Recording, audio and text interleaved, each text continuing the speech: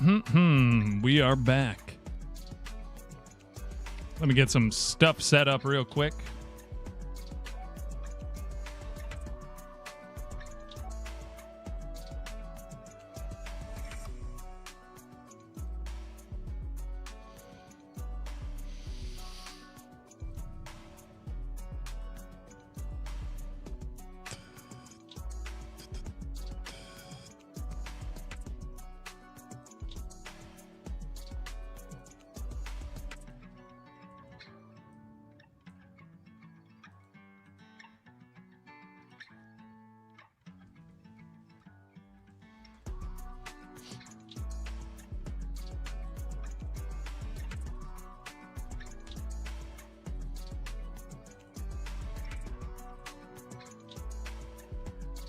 All right, now we should be ready.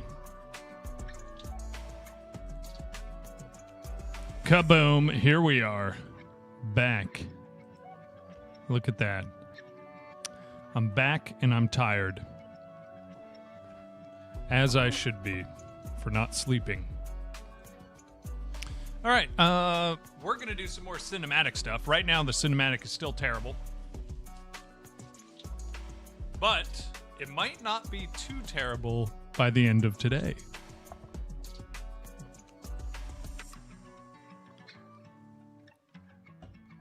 You know what? I should just do 2 points and have a huge Bezier curve.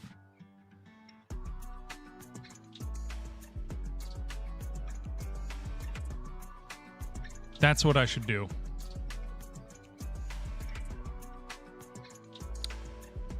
Okay, you get here and then blip, you're suddenly out and you're good to go. And then you can jump into the chair. Still puts you over there for some reason. Not entirely sure why.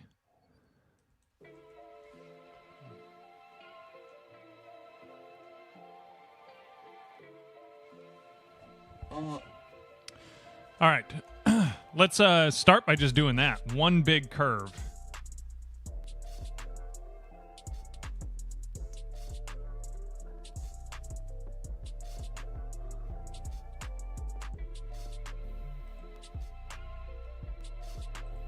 Delete the second one.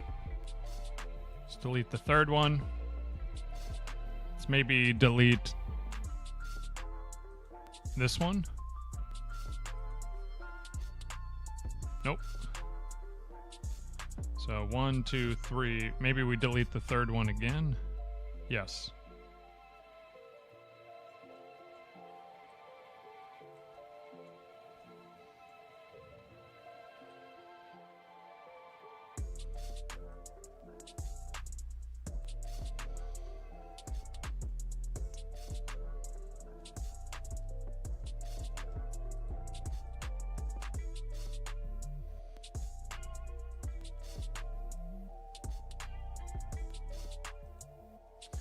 Well, maybe we delete the third one again.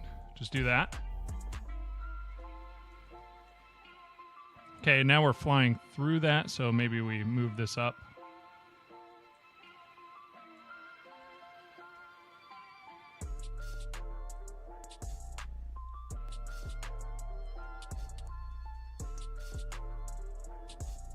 I don't like that. Okay. Shoot, we do need to add one more point again.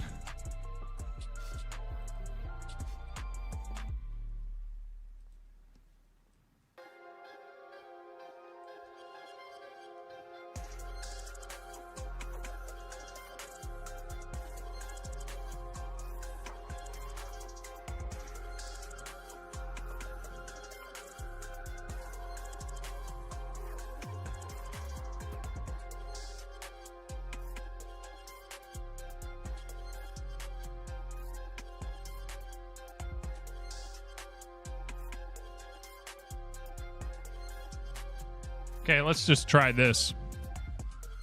See how it looks.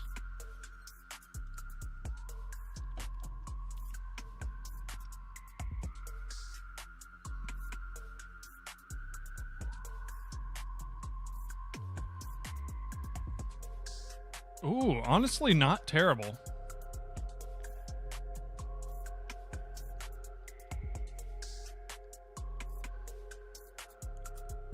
With sound effects, it might not be too bad. Oh, I don't like how it's tilting. Come on now. Okay, and then the ending is terrible. How do I fix the tilt?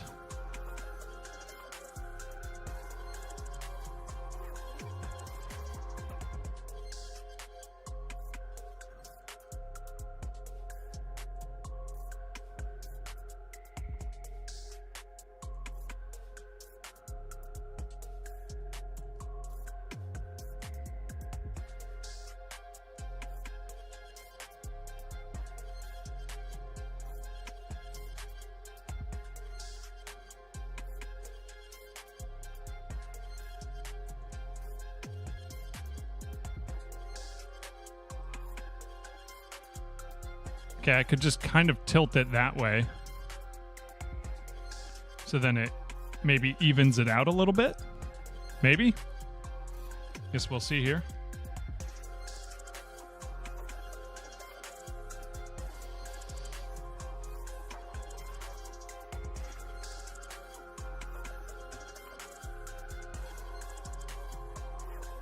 Still tilting to the left.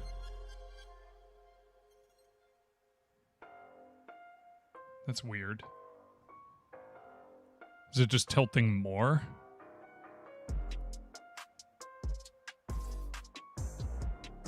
Yeah, maybe.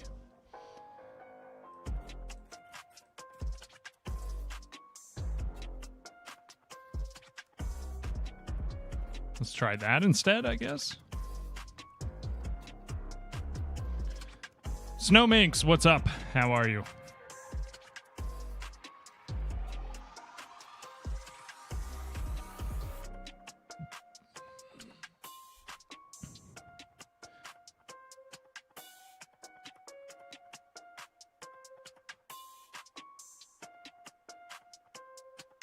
Why is it pointed so weirdly, too? Oh, you know what? I probably need to line up the ship better at the beginning. But yeah, the tilt thing is not getting fixed. So let's do Control-Z, Control-Z, Control-Z, Control-Z right there. Okay, I'm going to snooze that ad for a little bit.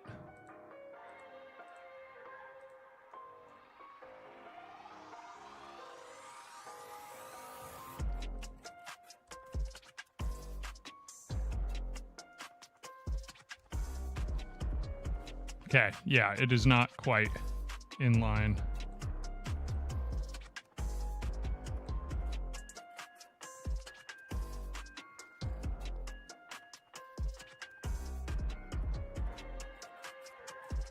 Okay, I think that might be good. Ava, what's up? How are you? Man, this weird tilt thing, though, I don't know what to do about that. Maybe there's a whole different approach I got to do for this, but... I mean, there is just doing the animation in Godot. Yeah, like, why am I pointed to the left? And why am I tilting left? Like, I'm not pointed at the direction of movement. I'm pointed to the left of the direction of movement. And then I'm coming in like that. Like, what is going on? Unless, maybe I do need to reset the rotation on this. Maybe it's not supposed to line up.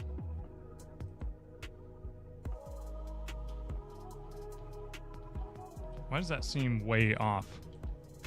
It is way off.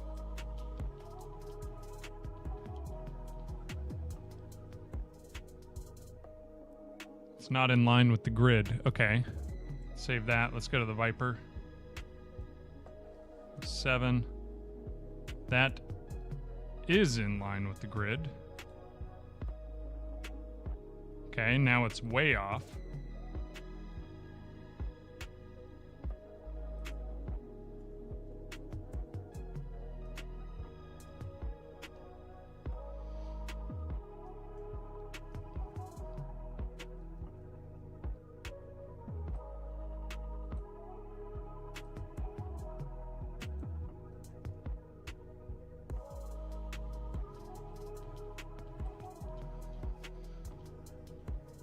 Okay, let's see what happens if I just run it while it's sitting like this. Should just be pointed sideways. Yep. Dang it, so we do need to line it up.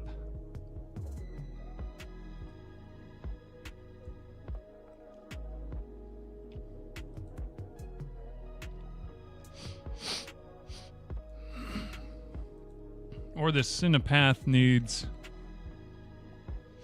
tilt enabled. Tilt property takes effect. Oh, I see, I see. So I was tilting, but it didn't have anything. Model front.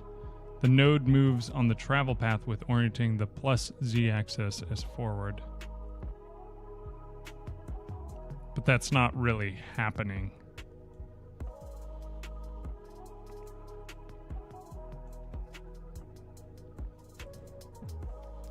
Because if I turn it off, nothing changes, right?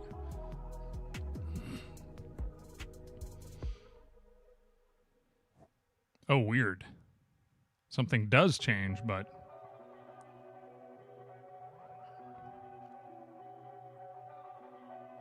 But it still pointed the wrong direction.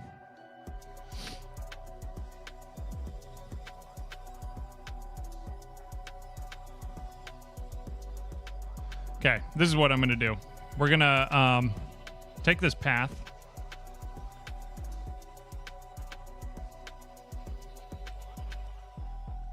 First things first.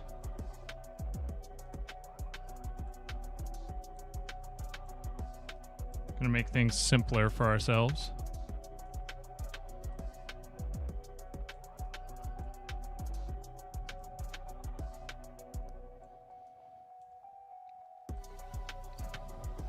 Asteron, what is up?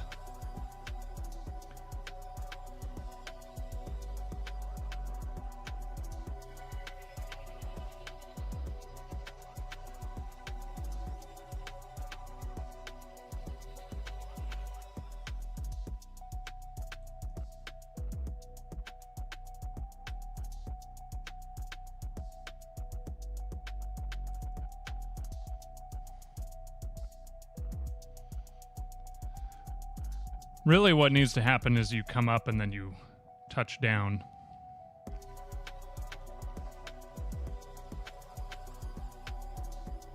Okay, I'm going to snooze my ads again.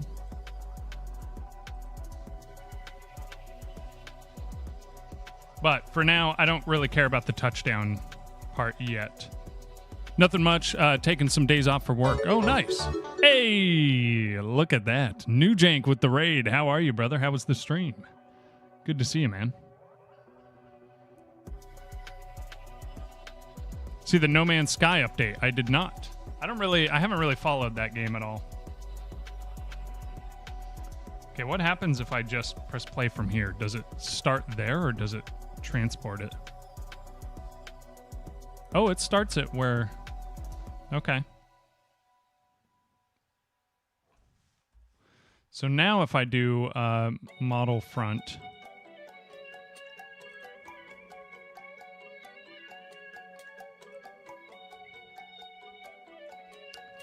Oh, Cinepath is rotated.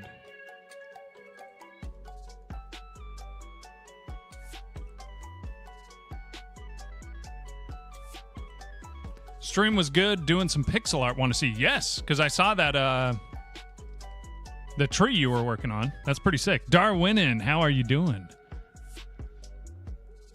Wait, this might just work. I might have just had weird rotations.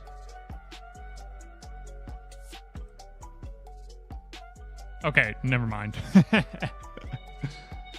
Now I go to the Viper? Oh, the Viper still has weird rotations on it. Okay. Also, let's just move this closer just in case. I mean...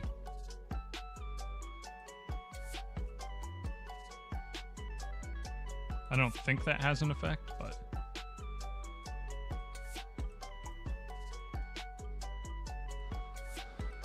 Okay, let's see what happens. Hydrate in a posture check. Shared it in the art. Okay, okay.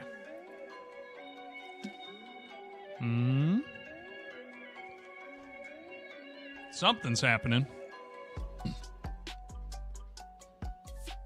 I appear to be going the wrong way. Yes, entirely. What happened here? Cinepath, cinematic follow.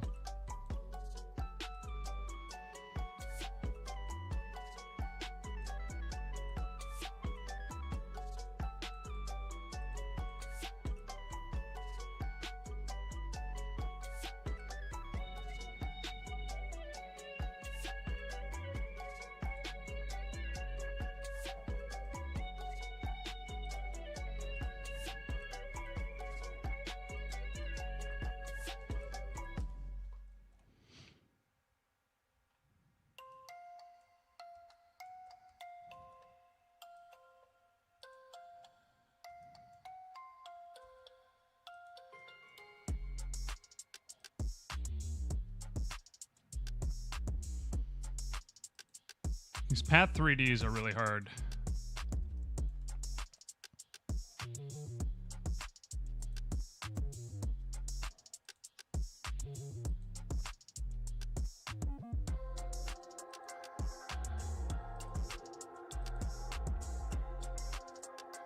Whoops.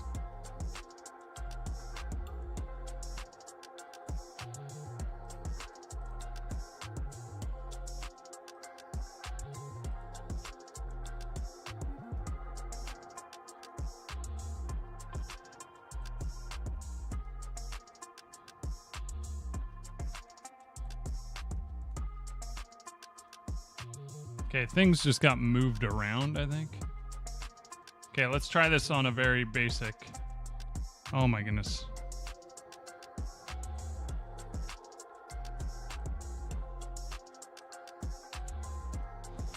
Why is this rotated again? Things just keep getting rotated.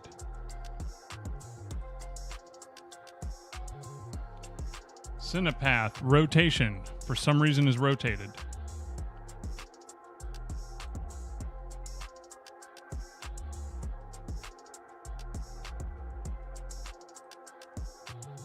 Okay, this is what we're gonna do. We're gonna go blip. Let's move it way closer so we don't have to deal with this. Dr. Cap, what is up? Snooze the ad again. You got a cutscene going on, I saw on Twitter. Sorry, I haven't been in streams, been crashing early. Hey, no problem, brother. Yeah, we're trying to work on some cutscenes. I'm trying to use a Path 3D, like just to have the spaceship follow it, but it's really hard to get right. So I'm messing with some stuff right now. Midwestern allergies. Yeah, true. East-Western, yes. Okay. If I'm here and I add some points, just go right there.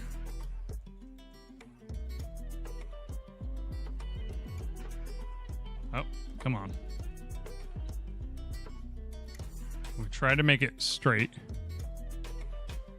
Then we do another one here, and we can just do one Bezier curve for this. Maybe one up here.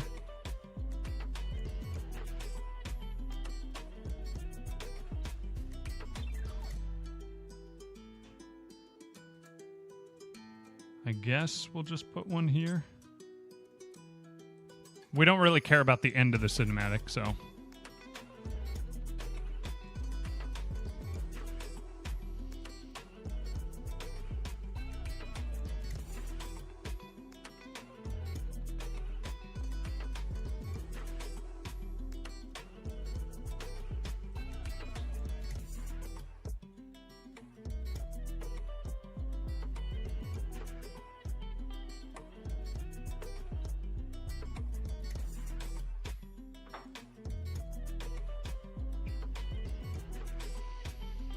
Okay.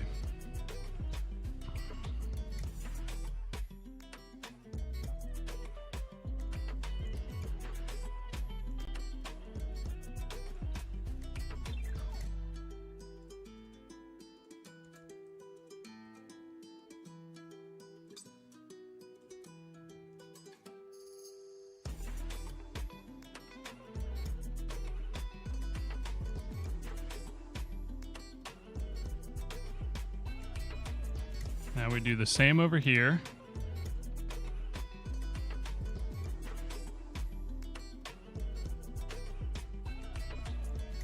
I hate this. Why doesn't it just... When I hold shift, it's supposed to...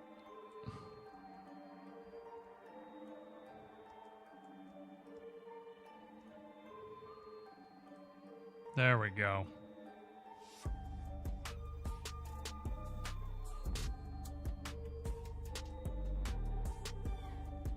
No, don't do it that way. Why would you do it that way?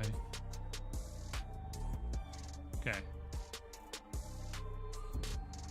Oh, no. And then it just messes. It's so hard to move these around in space.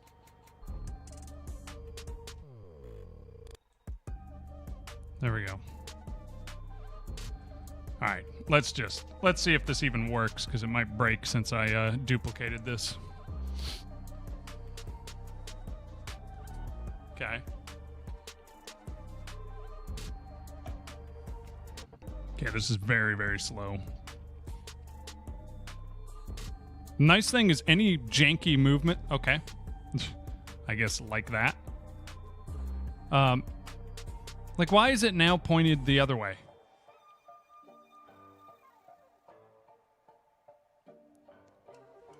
Why is it pointing the model the wrong direction?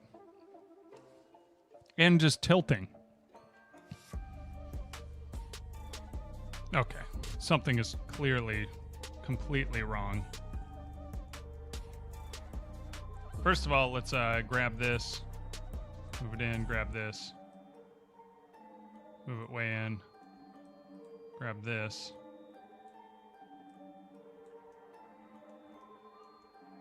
I don't even know if you need to line it up, but...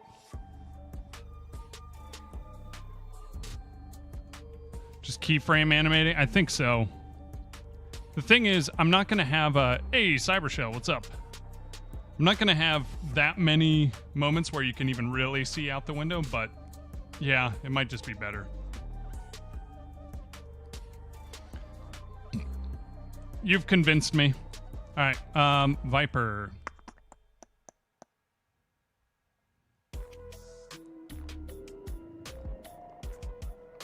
Oh, I don't have anything in the Viper that needs to change. I think all I have... I can just delete these.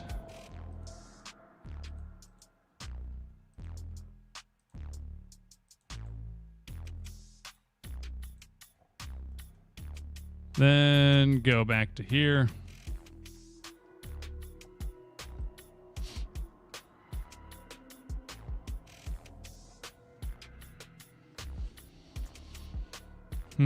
Send it over. We'll have to do something with this.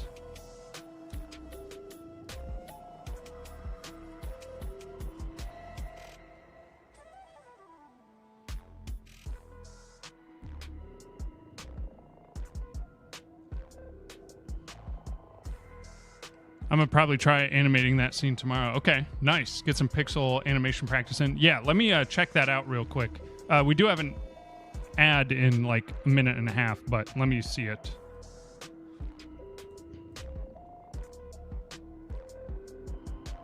Ooh.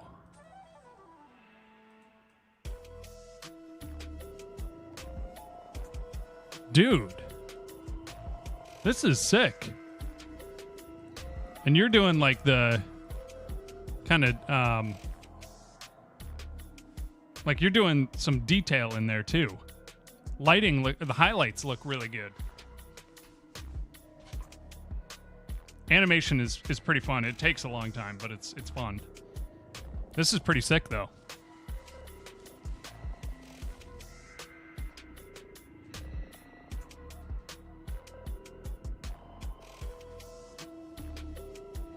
And I love, yeah, I really like the colors too. That green liquid, that's pretty sick. Day of the Tentacle style, sort of. Okay. I don't know what that is, but I assume it looks something like this. Ad starting in like 30 seconds, just a heads up. Oh, Cybershell literally just said Day of the Tentacle art style.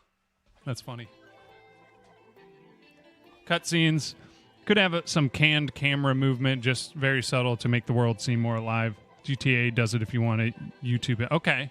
So I'm going to, in the finished result, there's going to be a lot of camera movement. It'll start, basically think of this. You've got, it'll start like in here, or maybe what it'll start as, the ship will maybe be pointed towards you, but all you really see is the stars, and then the ship comes closer. So imagine this is all stars behind, and then the camera zooms in through the glass pane to here. Voiceover is going on at this point. It then does a little loop-de-doo inside to where you can see out, and then you see the planet. And then voiceover continues. It loops back around because the planet's still pretty far away. This is all maybe a minute has passed. Kind of goes back to here where you're maybe pushing some buttons on the console. And then we'll show the outside again. Maybe we're just circling the main character. Could be. But a lot of the world is only going to be shown through the glass. So I don't have to show a ton. And it can be from like this position, like here. And then maybe right as we get close to wherever we're going, camera kind of comes out to like this level. And you can see stuff going on, but... Have I showed you the pigeon character I've been messing with? No, I don't think so.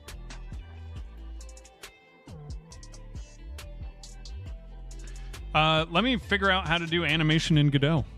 Never tried it.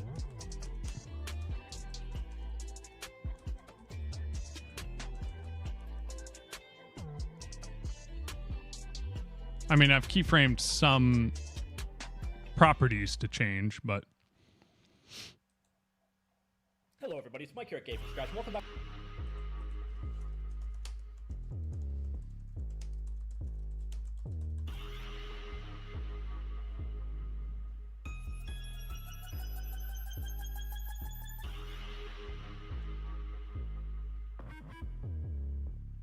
Ooh, nice. Hey, it's Lucky. So I've gotten a couple of questions about cutscenes and cinematics. Cutscenes and cinematics. Camera work, dialogue, and a little like, or is a little like music. You have to change angle and subject. Yep. Keep the melody from getting stale. Yeah. It'll basically be like story beats that I'm hitting.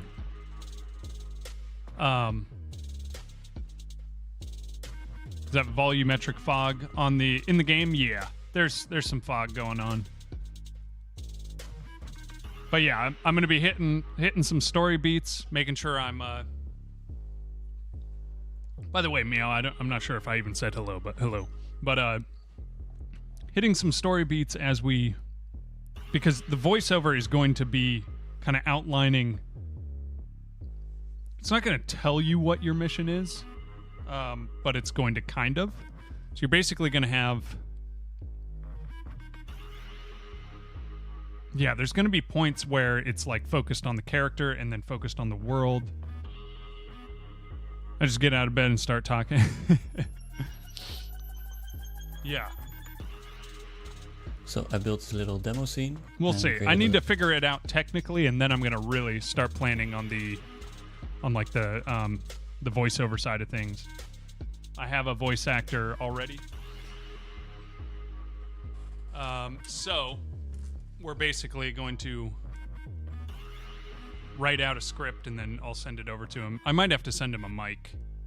It's just my brother, but he's really good at voice acting, so. A little cutscene in here, animating some stuff. And it's actually super easy to set up in Godot, like most things. But I just wanted to break down this scene that I built and show you guys how to set up something like this from scratch. So first let me show you what this scene turns into when it's run.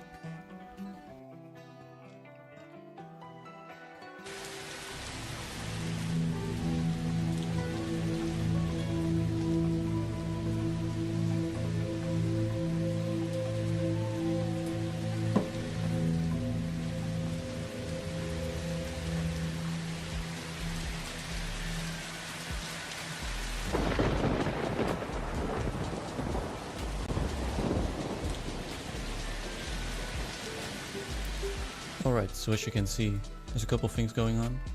We got the camera swoop coming in, a little FOV change, the lightning flashing, and we got of course the sound effects, the rain, the little eerie tone playing, and then the thunder, which is synced up with the lighting effects. So how you would set up something like this, it's super easy. Within this animation player, you just have one giant animation, that is the cutscene, and you can animate almost anything in Godot with an animation player. So positions, FOV of the camera, the visibility of the directional light, this is the thunder, the lighting of the sky, the color of a couple of label nodes. These are the label nodes are basically the text elements you saw. You can see the color of these labels get animated, and that's how I made that fade. You see that Lucky Presents right here. It's just me animating the alpha channel of a color. So you can see here it's completely visible and then fades out again. And you can see the background audio files here come up as waveforms, which is super handy for timing certain things with certain sound effects. Like for example the thunder you can see right here. I just keyframed the light to the audio track of the thunder. Okay, so we're just doing an animation It's player, very easy to set up this and way. we're doing And the position, whole animation's rotation, about and 1 FOV. minute, because it got some extra thunder flashes. Like if the So I can just game do was the waiting exact for same player to thing, but press under space or the... something. Now, is this something I would want to put on the Viper scene itself? Because that's my spaceship, the Viper. Would I want to...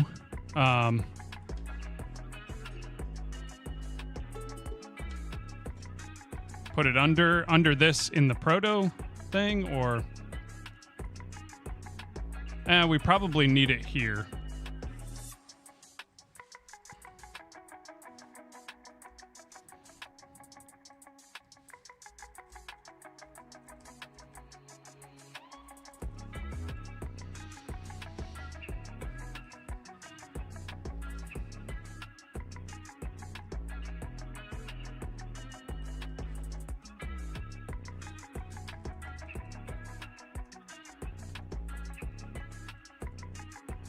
What is it again? Cinematic, okay.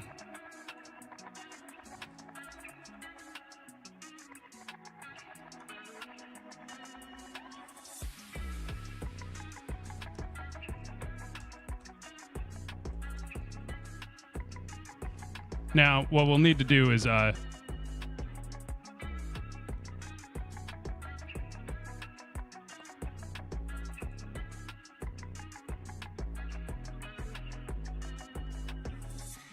something like this.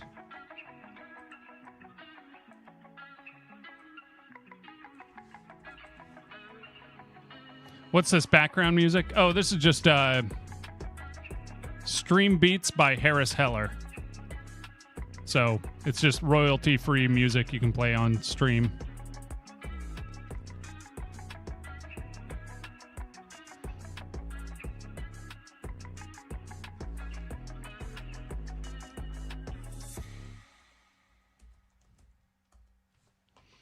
Okay, cinematic, property track, Viper. Okay. Position. Okay. Let's make this 30 seconds long.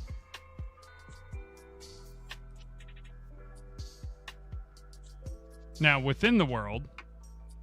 Oh, wait. No. Maybe we do need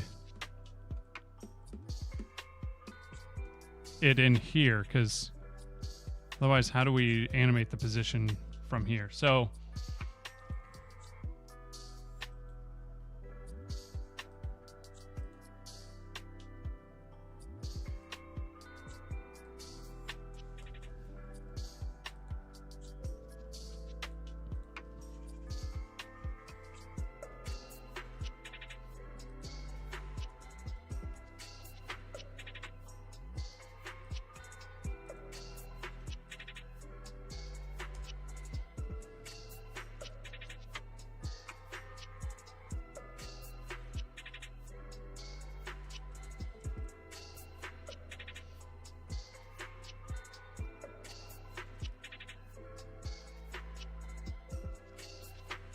Yeah, Meow, it's actually...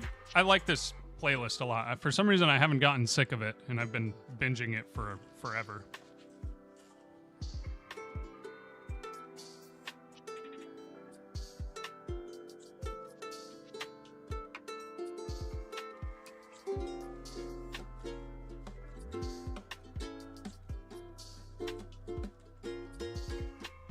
I forgot I had this little ukulele, which is kind of nice. Something I can pick around on without having to have my whole guitar up in my computer chair.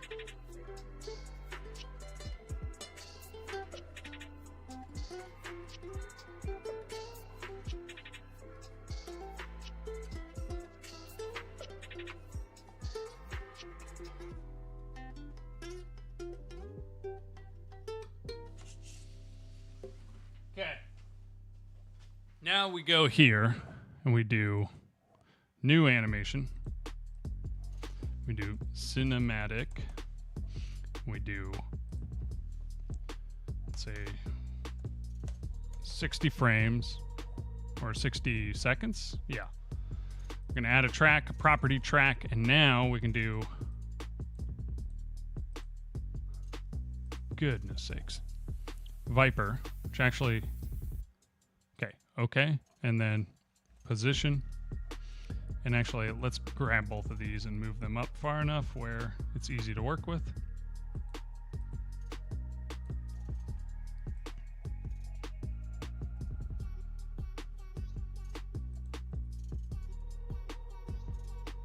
Now, how do I keyframe this?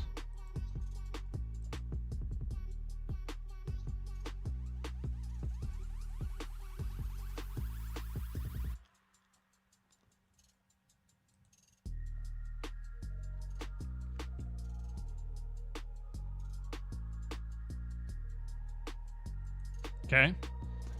Then I can go to something like this, move it over here, and keyframe it again.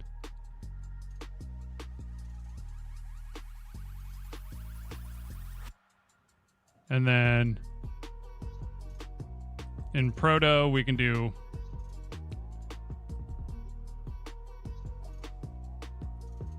anim.play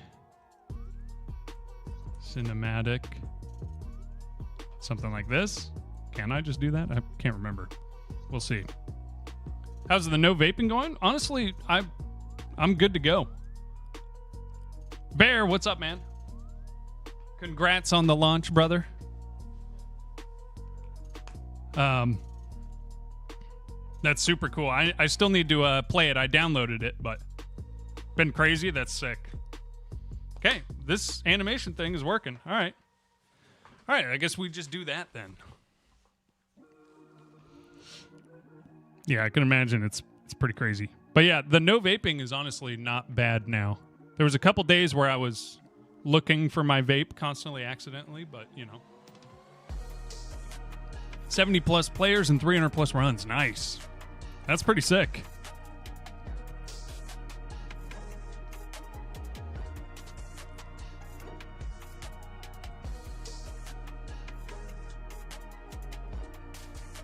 Okay, let's delete this keyframe.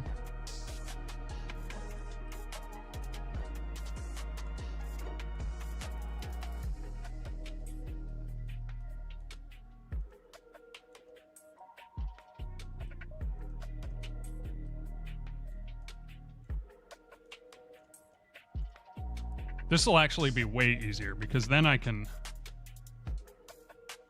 okay, let's do this. And actually, let's add a track. Viper 2, okay. Rotation.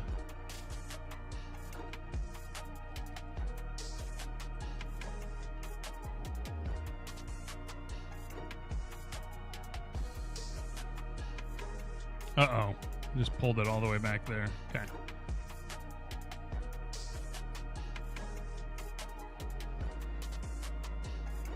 Rotation 90? Yes.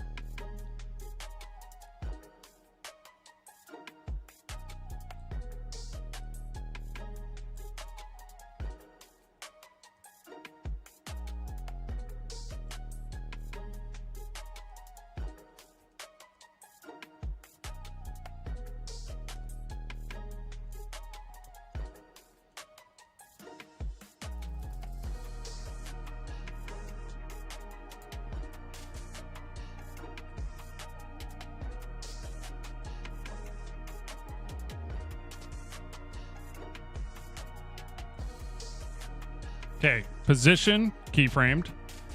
Rotation, keyframed. Save that. Now we go back to here.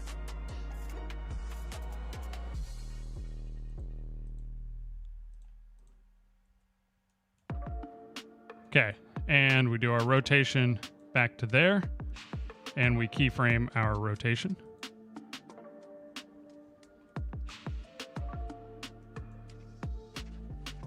Okay, let's just see how this looks. Script properties, yep. So I need to, I'll change some variables and stuff. Okay, it's going in a straight line, but it's rotating. So basically what I need to do is just add another keyframe in there, of course. But already this is so much easier.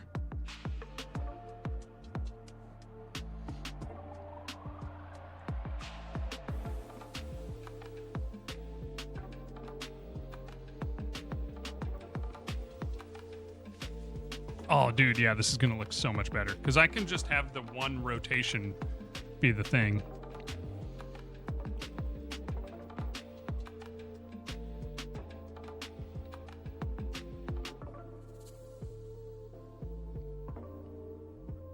Dude, this is going to be sick. Once we actually get it. Get it correct.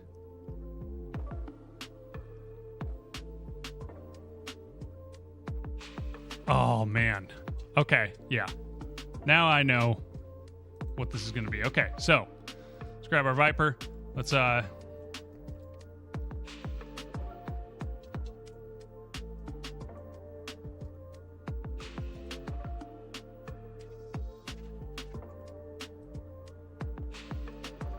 so right there, we're just kind of moving in a straight line. So let's bring it over here and keyframe. Bring it over here. We're going to keyframe the position. The rotation, we're going to want to rotate it more.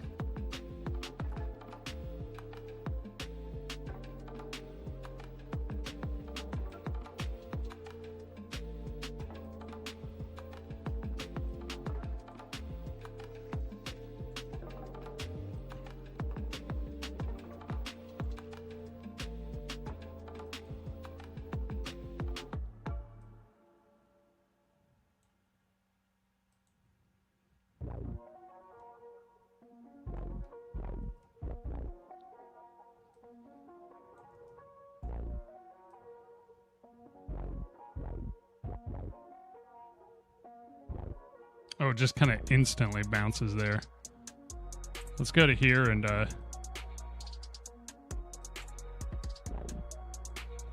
maybe keyframe this. It'll take me a little bit to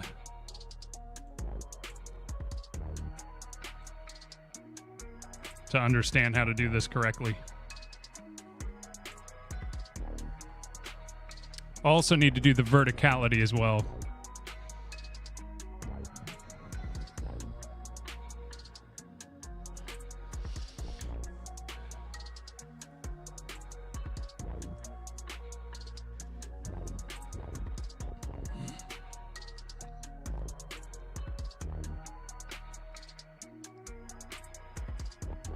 Okay, it kind of just bounces back over there. Which doesn't matter too much because, like I said, we can kind of fake some stuff because we're going to be in the in the cockpit for most of it. When is your brother going to stream game dev so I can make him drink water and sit up straight? I don't know when his next stream is. But if you're in his Discord, you'll see. Which, if you're not in his Discord, you can find it in the other streamer's channel on my Discord. You can find his Discord link. Awesome. Okay. Now we're getting somewhere. There's still some weirdness. Like right there. Suddenly we're going straight. Oh, it's because we're going straight there. Doink.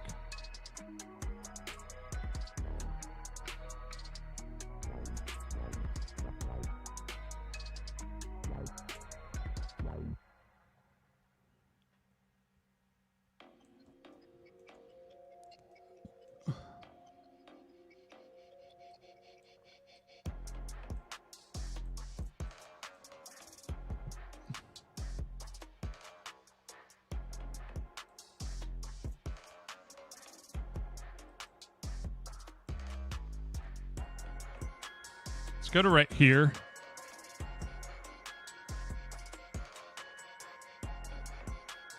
Actually, wait. Maybe I can just copy these. Copy and go here. Paste. Nope.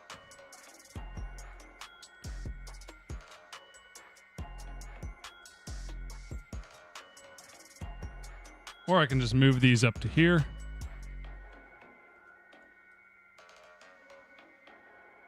Okay. And then go over here. And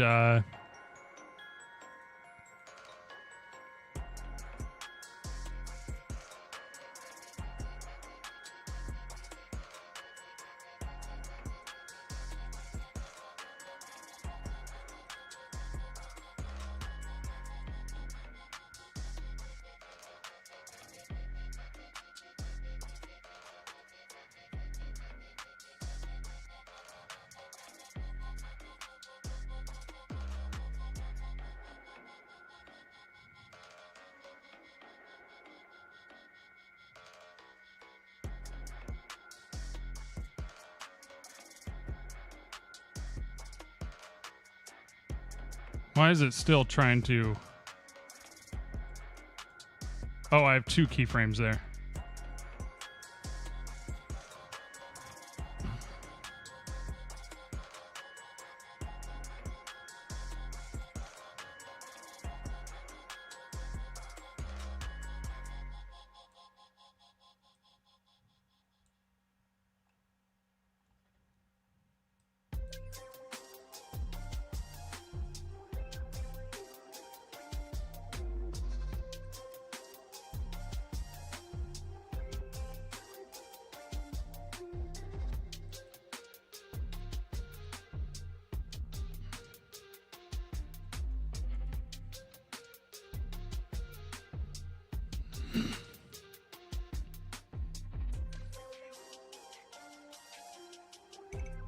Why is this set easing curves on free key before motion that affects it?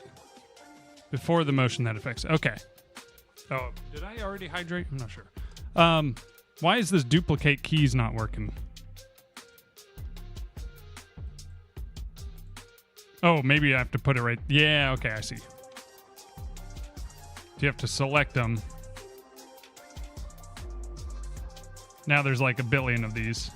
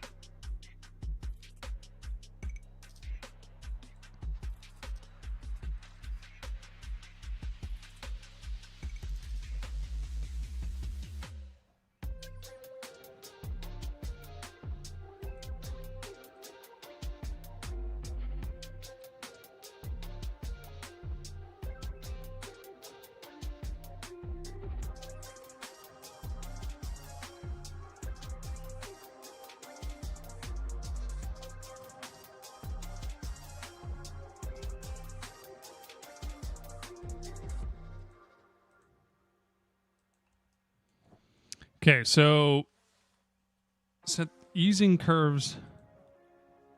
Ah, right there. Okay, so lower easing means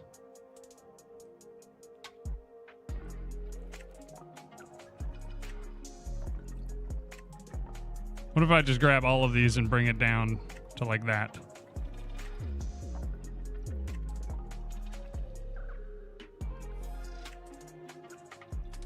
Oh, it like shoots in between them.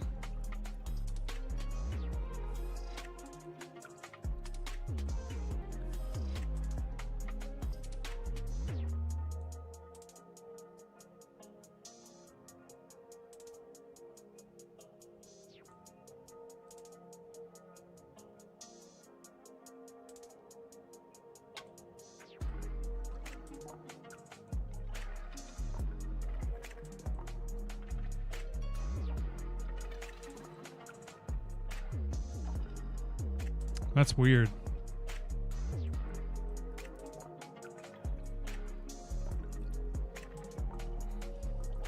I don't know. We'll let's see what happens.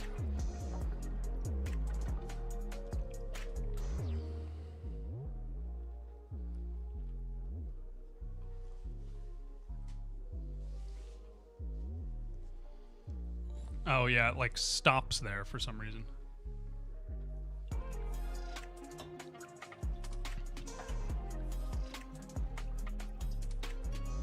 Yeah.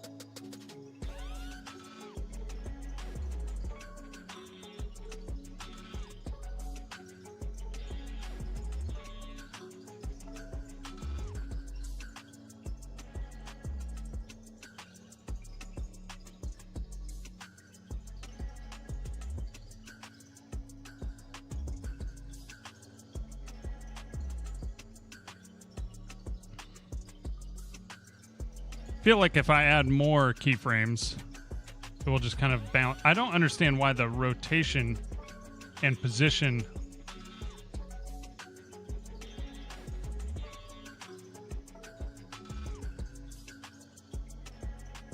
Well, I should probably actually watch the video I was watching. So now this giant animation might be a little bit intimidating, but let me show you how to set it up from scratch. So I'm just going to create a new scene in this project. And I'm going to show you how to set something up like this. So I'm just going to create a 3D scene. I'm going to call it world. I'm just going to place a couple meshes in here. So I'm going to right click, add child node, mesh. I'll just add a quick plane mesh and make it really big. Set 20 right. 20. And then I'll add in a subject. So I'll just add in a cube.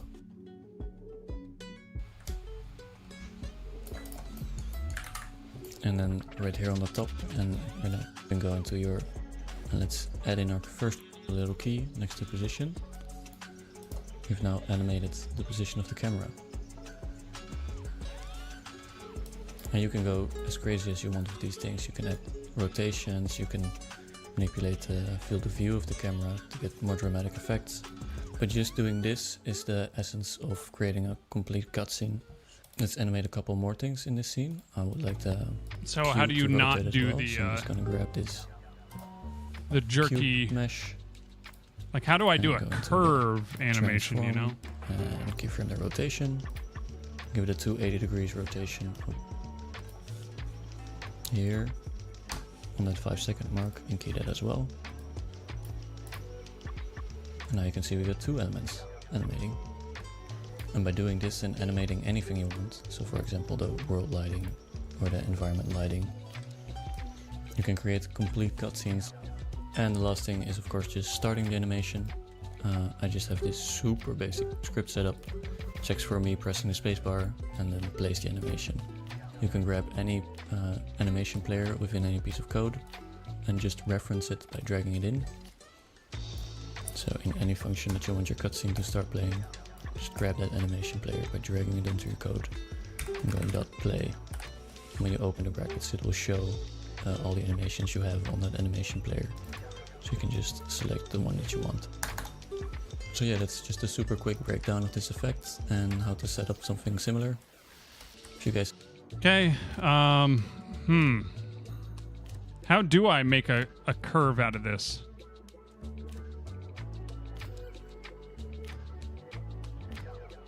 A lot of ways you probably have to experiment to get the intuition. In the animation editor, you can try to make the interpolation mode cubic, but no matter what you do, it'll end up being a bunch of implicit interpolative math. Cubic. So,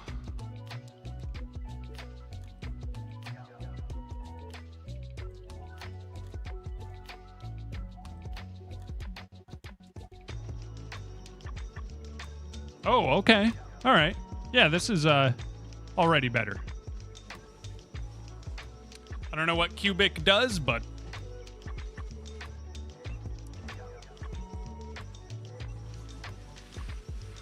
is it like taking the other points into account before?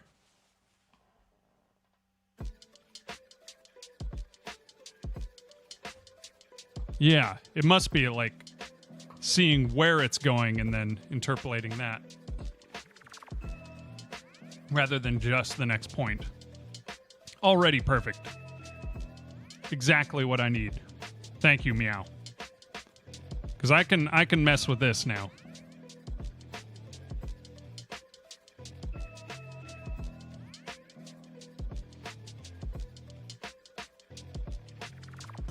Doesn't have to be. It might just be a convenient consequence of curves. Okay. Oh, this is so perfect.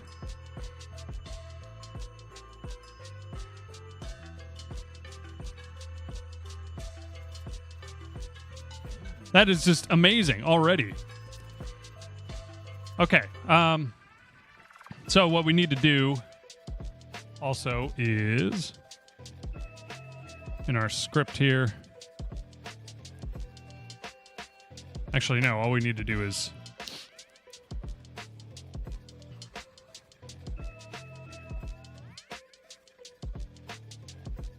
we'll set this up with a signal eventually, but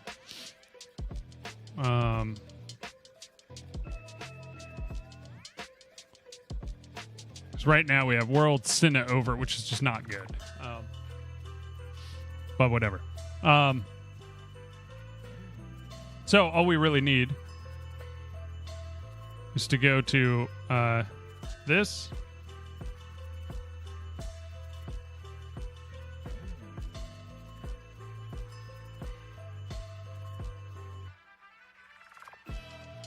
Add another track, property track on Proto. And this will be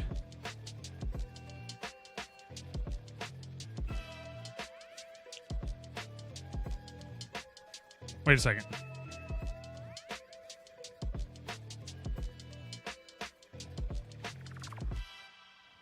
Oh, I think we need to export this.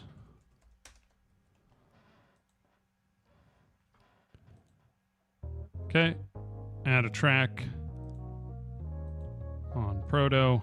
Send it over.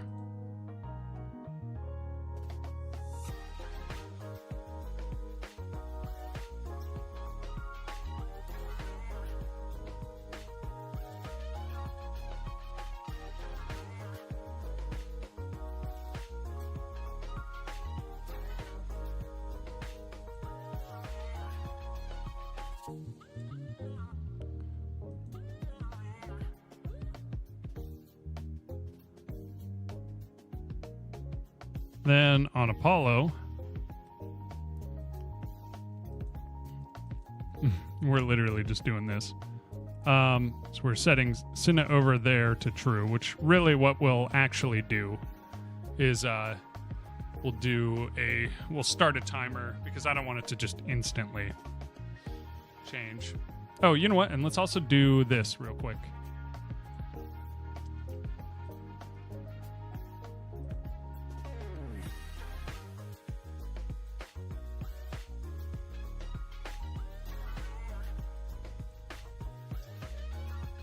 Just so we can get a look. This camera's not actually going to be in there. It'll be in the world, and then we're just going to keyframe it to match with, because it'll have to go into the ship and then float around and turn around. But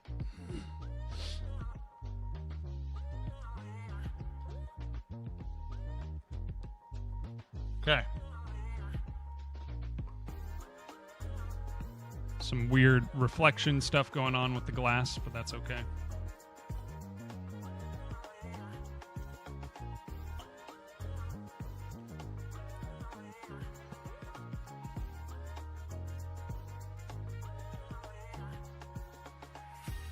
I don't know what's going on with the glass, but...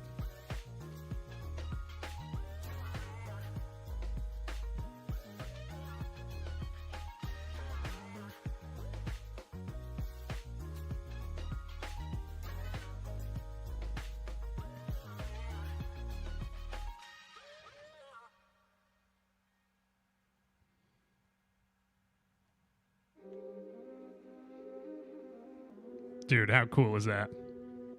Yeah, true. The back is open, so yeah, that'll fix it then. So now another thing I want to do on these keyframes.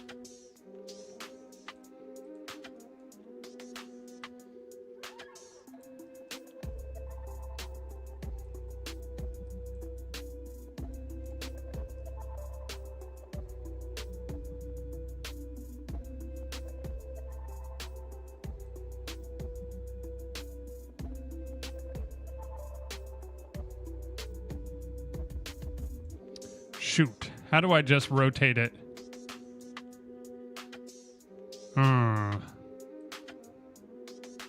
Because now it's doing that whole thing. I just want to rotate the front down.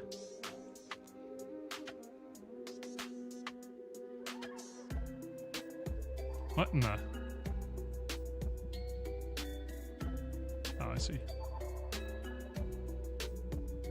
I want to dip the nose. How do I do that without using this axis? Because then it's not aligned.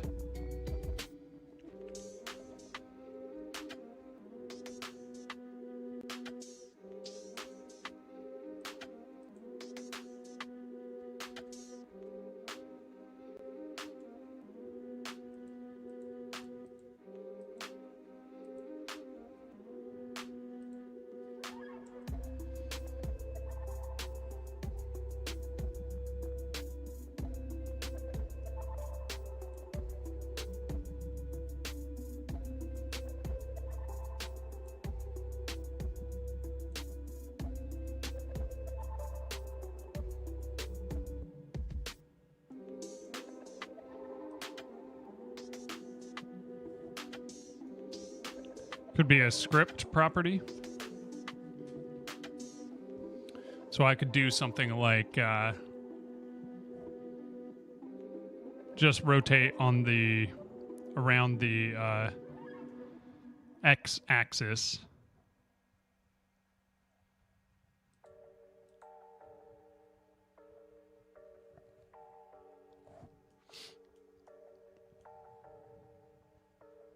Godot can just adjust your transform tool, but I don't use it enough to know. Okay. Dr. Cap.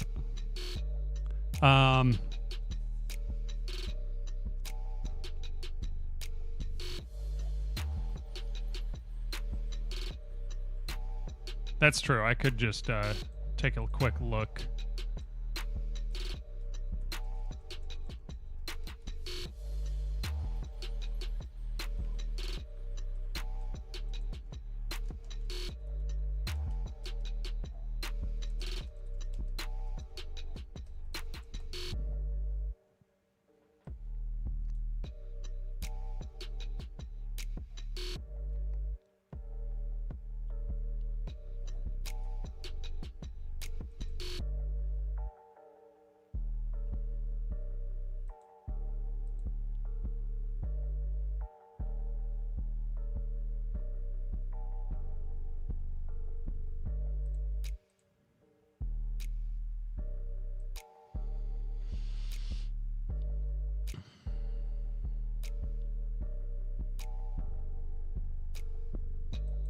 There we go. Okay, perfect.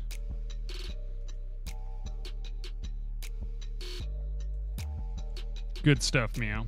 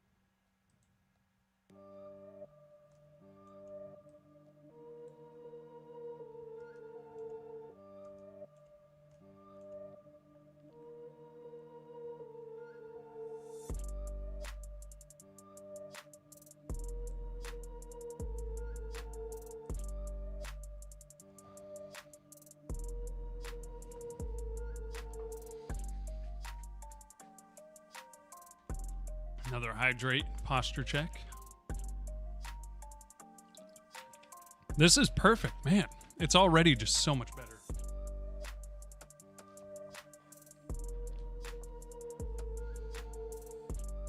Oh. Well. Okay, maybe we went a little too far with it.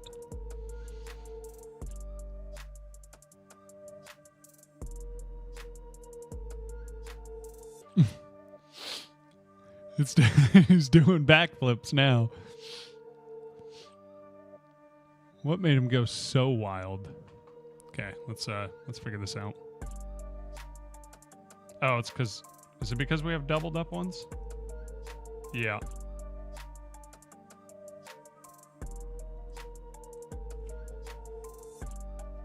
Maybe? Okay.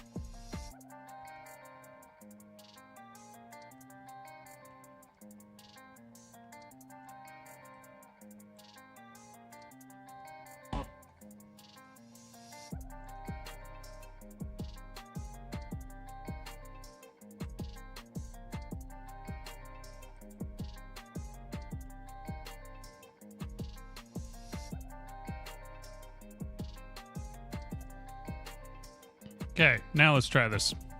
See how it looks.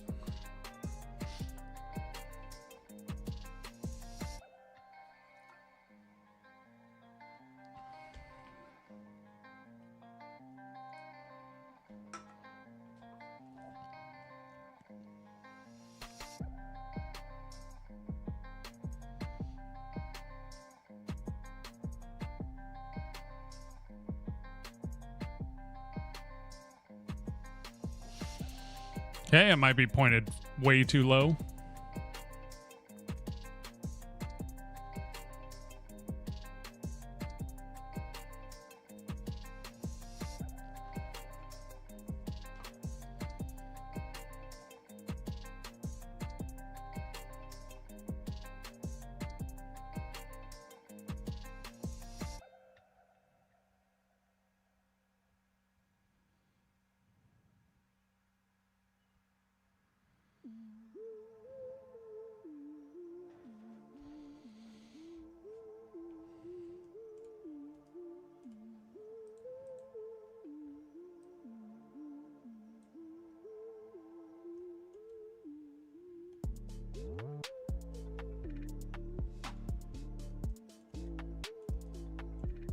That's not bad. I think it's this one.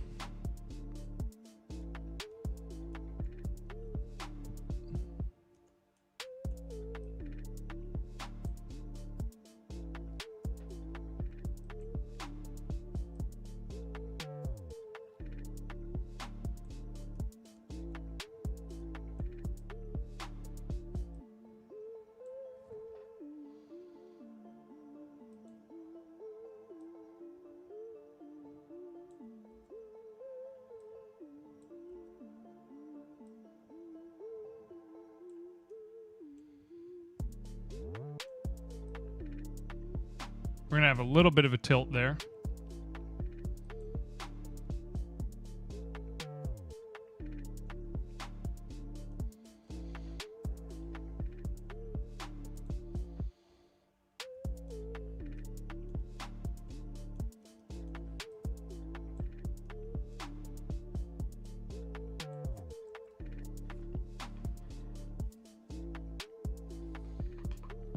Now, the hard part will be matching the camera in the right spots, too. Oh, yeah. Look at this.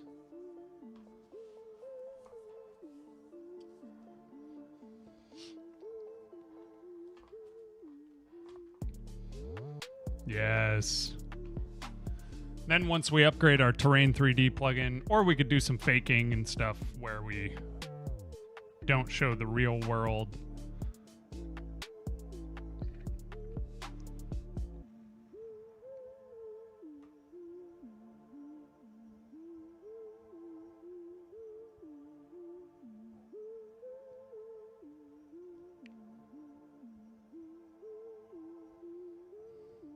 Yeah, this is coming together.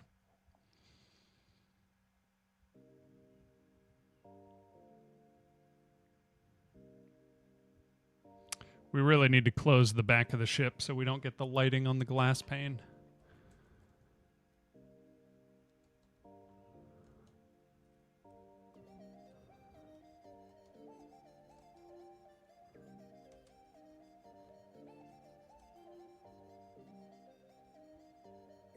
Okay.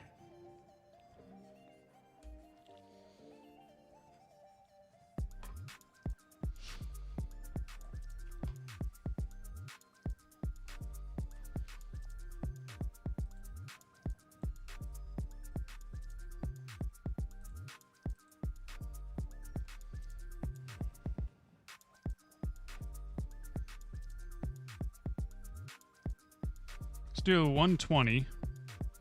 Let's grab all of these. Drag them over until they're at the end.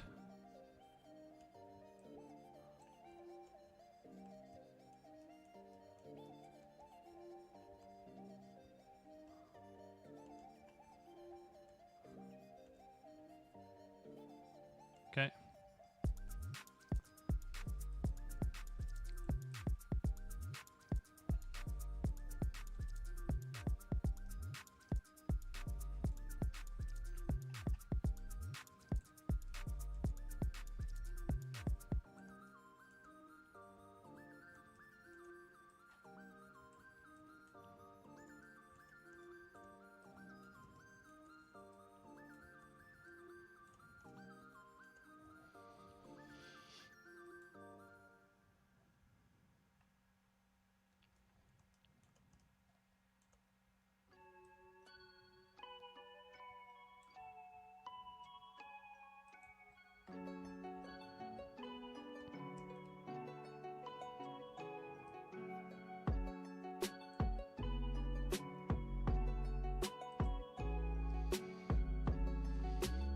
Snap to 0.5 so it's easier for this.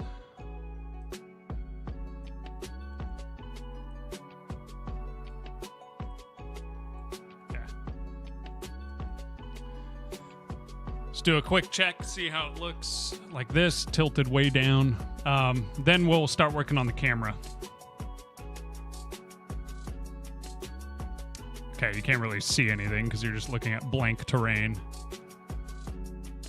But eventually you will come out of it. But it's 60 seconds or something to get there, so.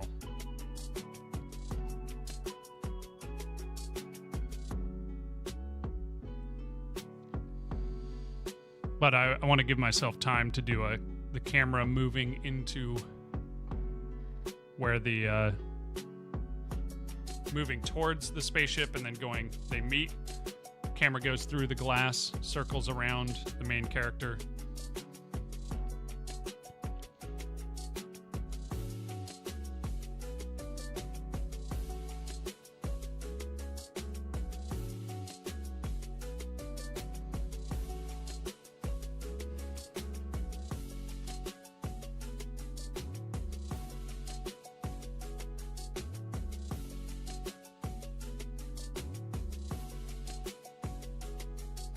Okay.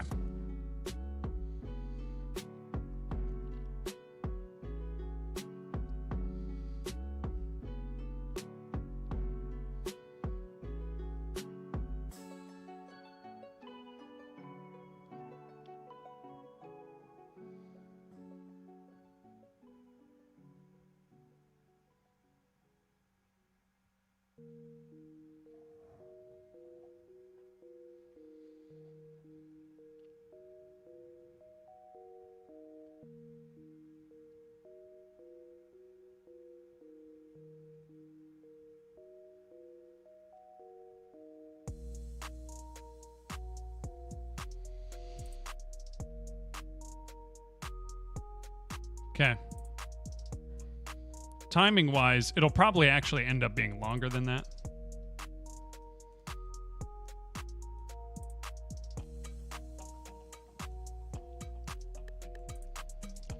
Let me go to the bathroom. I will be right back, and then we're going to start working on the camera stuff.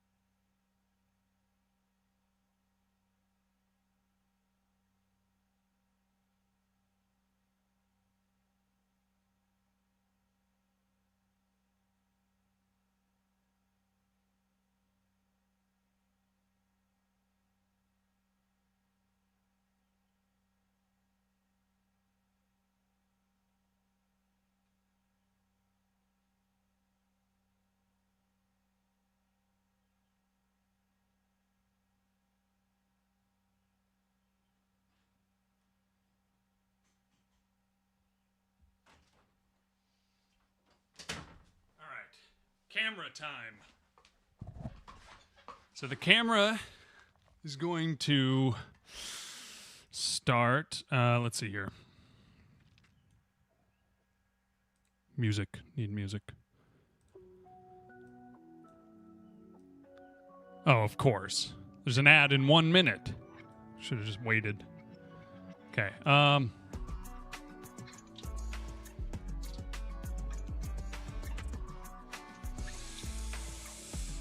How do I do this?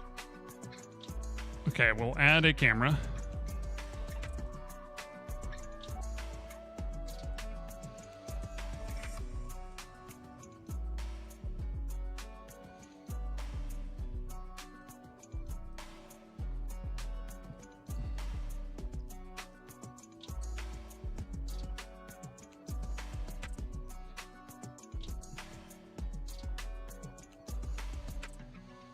Okay. Hey, new jank. Okay, what is the position here? Okay, we can go here. Paste value.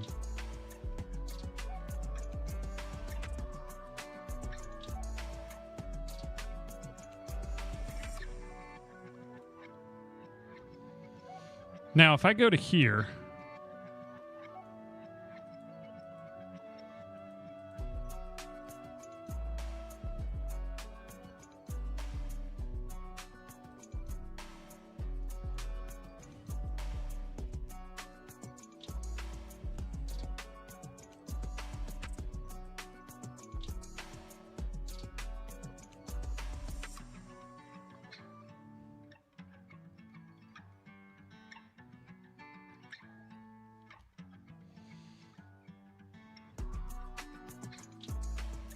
oh, weird.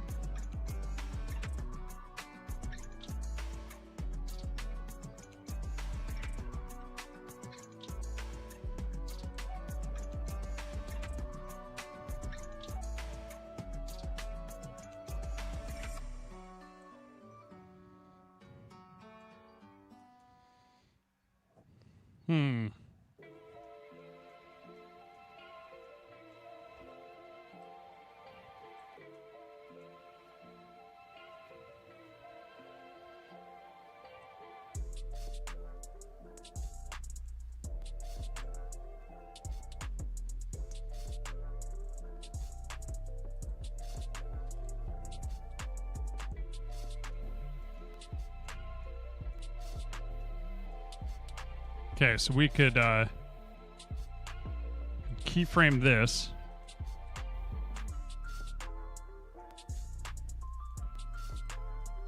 And it's like,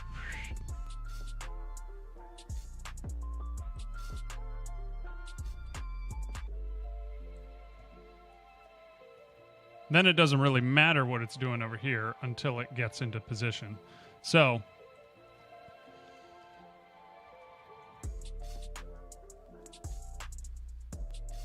in fact, the camera doesn't even need to move. It can just wait for it to come to it. So let's go like this.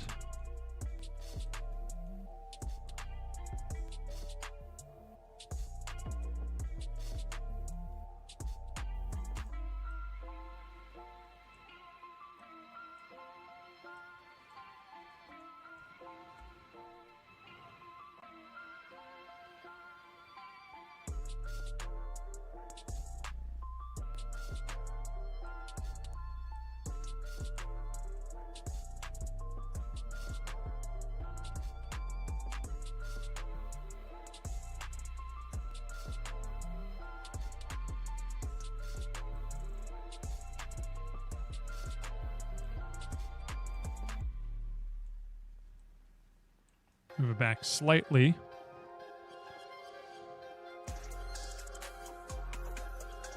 Oh, shoot. I didn't even add a track here. Well, let's see here. Cinecam. Okay.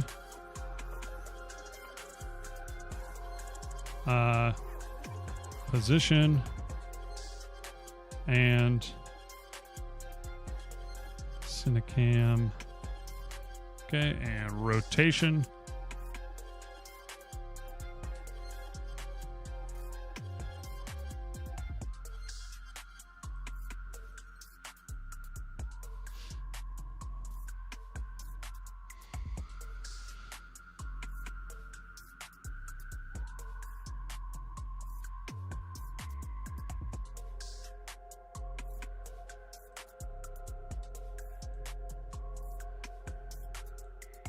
Now, oh, I forgot. Okay, here we're gonna do on rotation we'll do 0 again, so it'll just be kind of looking up. Oops.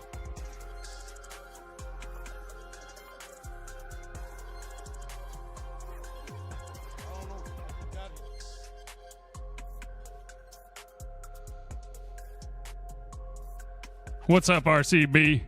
Finally here, yes.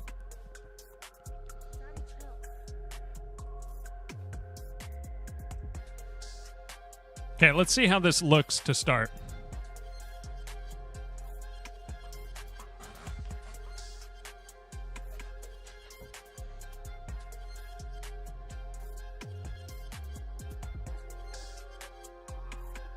Oh, dude, this...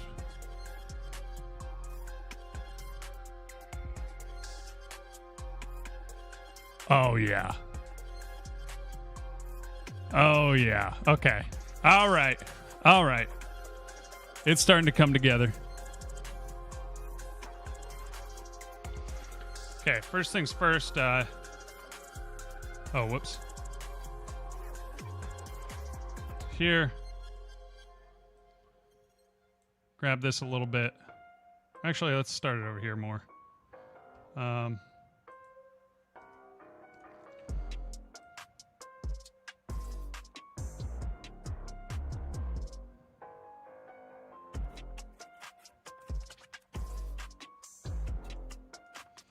Now, can we easily match it up with the different points?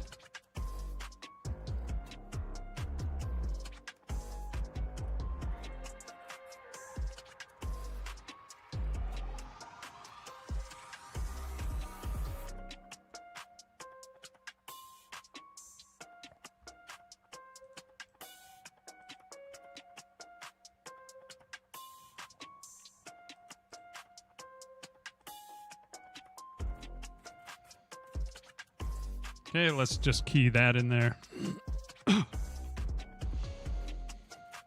Hey, we got a nice viewer bot there. Snowmake's fault she didn't give me the passing score. Yep.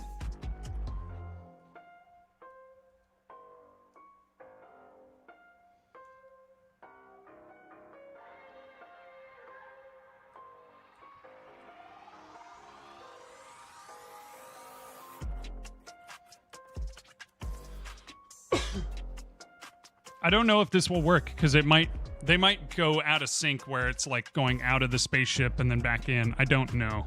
Thank you, Snowmix. Appreciate you handling that.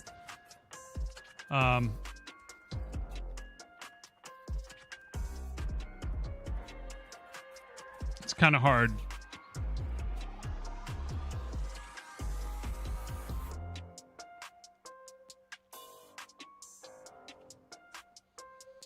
Wasn't a mod yet.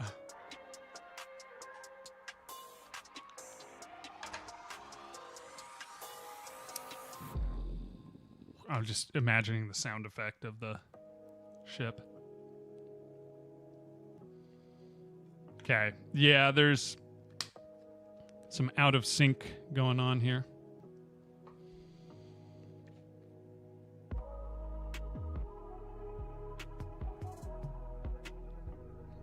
Maybe once I add the extra stuff in.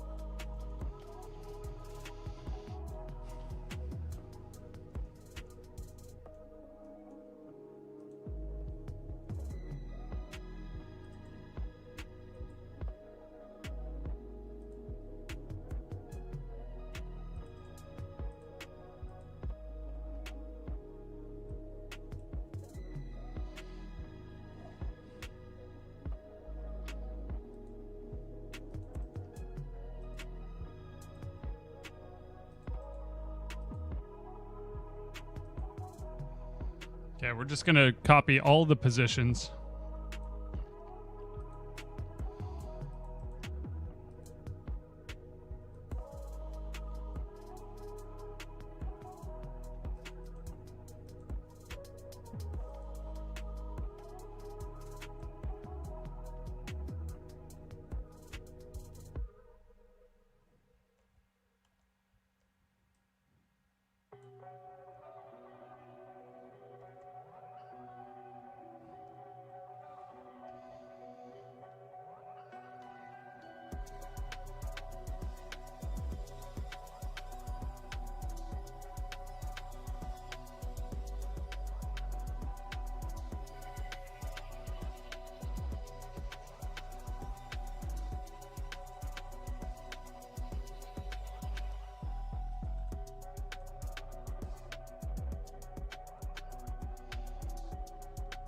Now, is there a way to, whoops, grab all of this and snap it? Oh, maybe right there. Wait, from between the Bezier curve editor and track editor?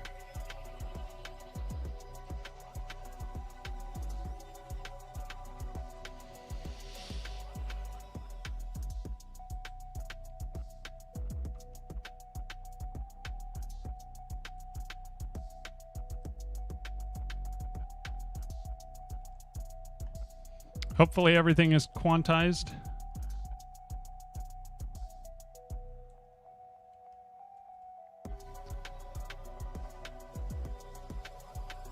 Looking really sick. Thanks, man. Yeah, I got to figure out if I can get this camera to move correctly with the spaceship, though.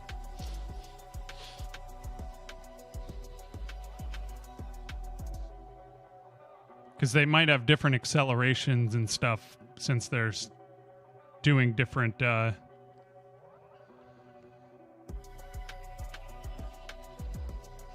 keyframes. Or not, they're doing the same keyframes, but yeah, like this. Because we're ramping up into...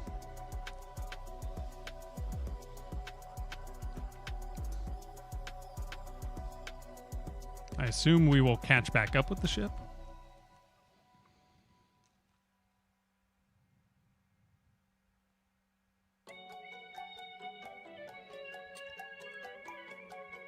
Maybe we won't. I mean, they're at the same keyframes at the same time, so it should. Yeah, okay. So, we're now here.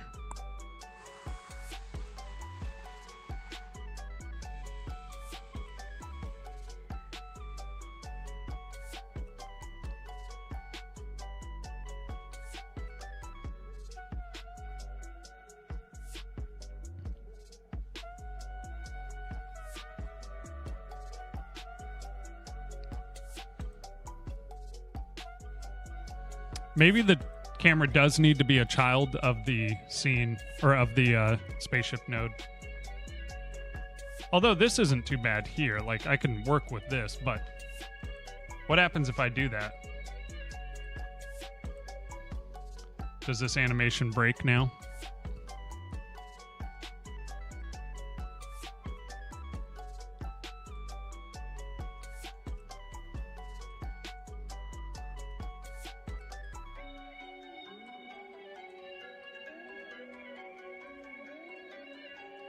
Yep. Oh, but it still works. Oh, okay. All right. Let's just go to, you know what? Let's grab all of these. Delete them.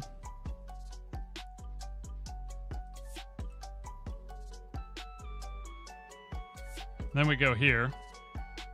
Reset that. Okay, never mind. Reset that. Keyframe it. Maybe.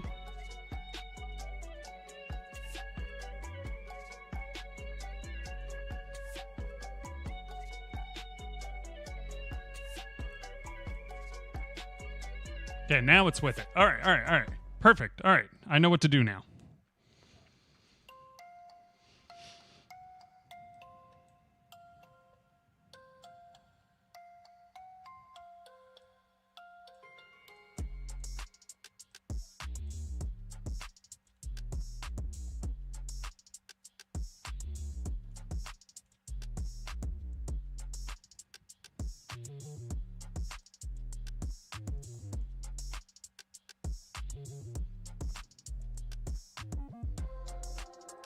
Keyframe.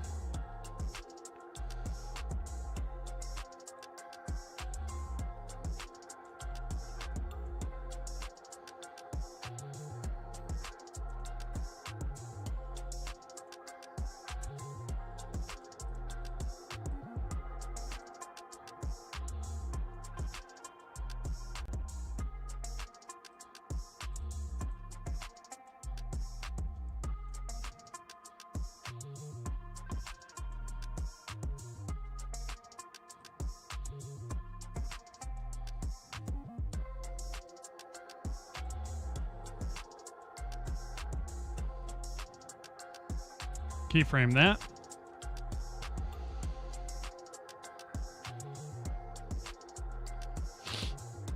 Nice.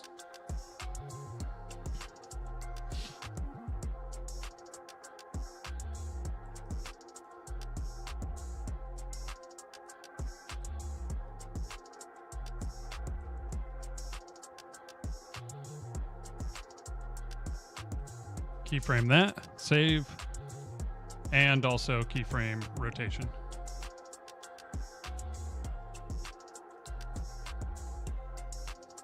Actually, let me make sure. Oh yeah, this is still wonky. Okay.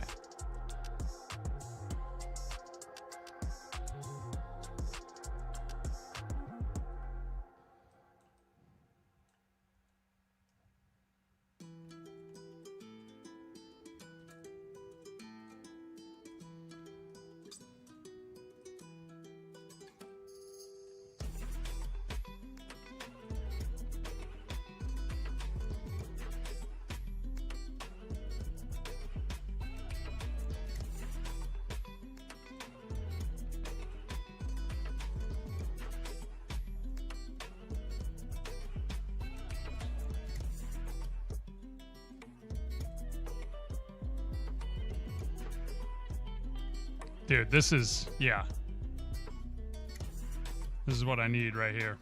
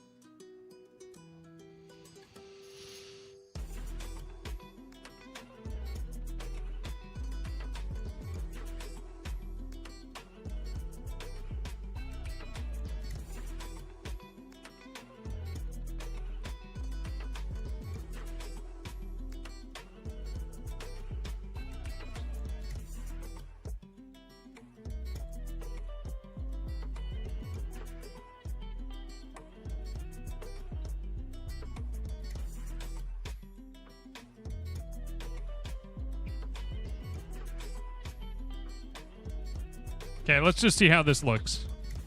Why does the ship need more windows if you're a robot that doesn't need to worry about oxygen? You do need to worry about oxygen because you're not a robot. You are a cyborg. You have a life support system. Your body is basically a robot, but you still have a brain and like a heart that pumps some sort of fluid.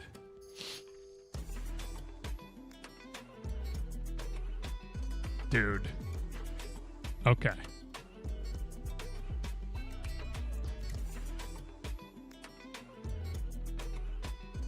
All right, come on. Why is this happening now? Why does it have to slowly catch up?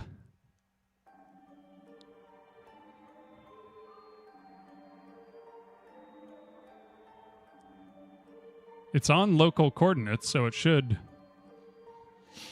Maybe I shouldn't have it as cubic. Well, we kind of need it as cubic.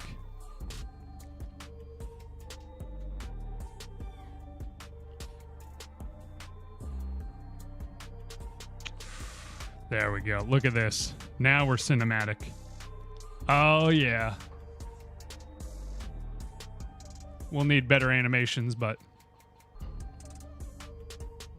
Okay, why is it looking back and around? Well, it's kind of a happy accident right here. Kind of looks cool.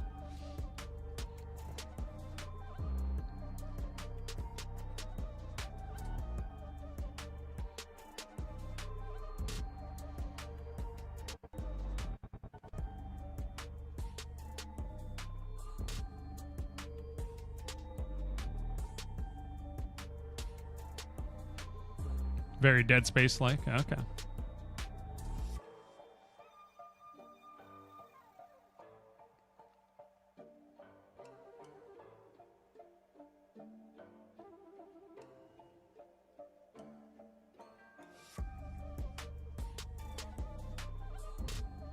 Okay.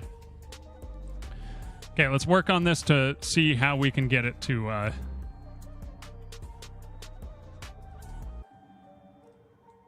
how we can get it to work, because oops.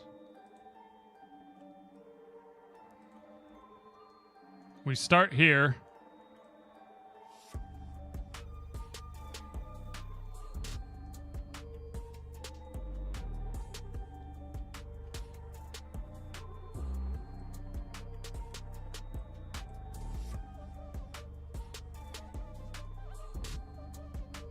Why is that different? So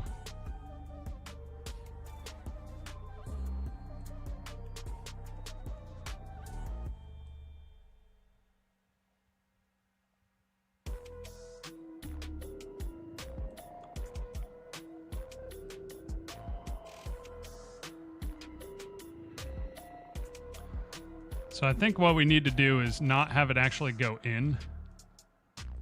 Need to have it like right there.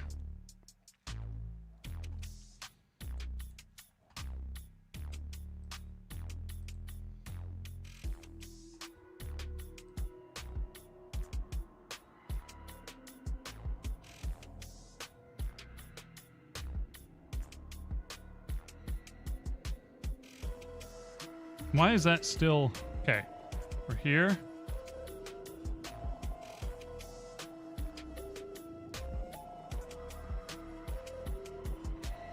Still overtaking it.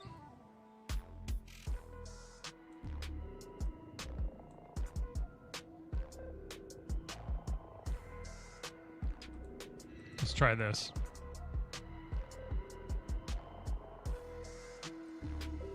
Okay, so we started here. Now, for some reason, we're running around and back. Like, where are those keyframes coming from?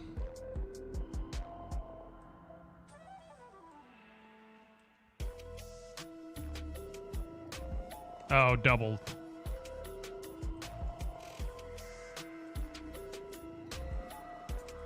Let's just delete 2 of them.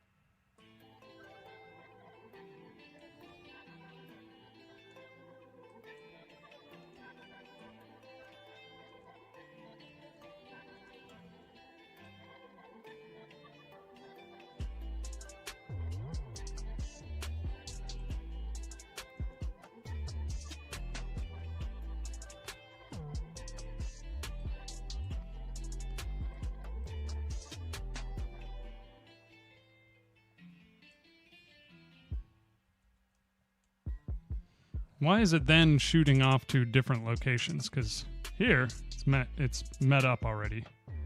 So maybe here I just need to make sure that, like, right there, the position is the same. Just do it very quickly.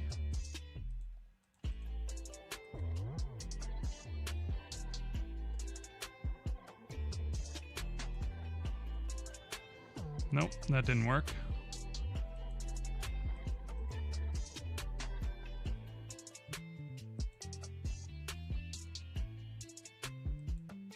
Oh, that's right. I just have to, so it's here. Then let's say right here.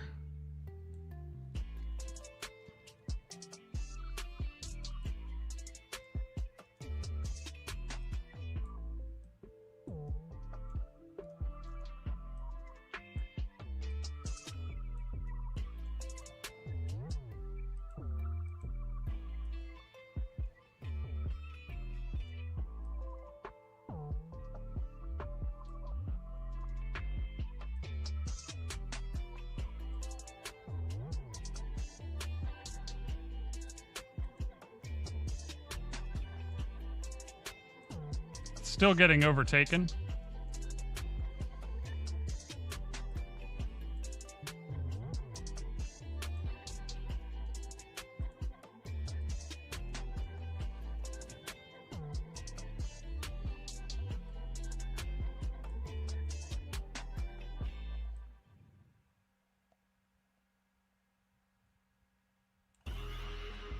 Let's see how this looks, but part where the camera has to catch up would be a good time to introduce the title. I could do something like that, but I'll probably just do that when it's pointed in space.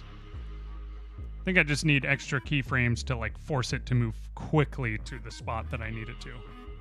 Because otherwise it doesn't have enough ramp up time. Okay. Okay, yeah. Yep, this is it right here. Don't go past it. No! Almost. Almost it.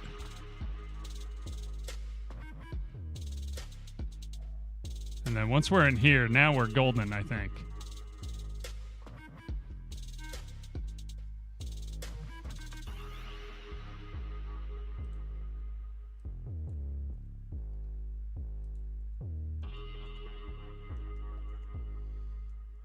So this is where...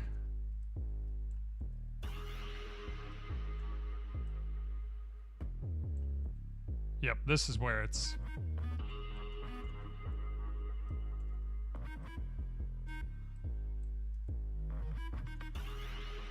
Let me just try this.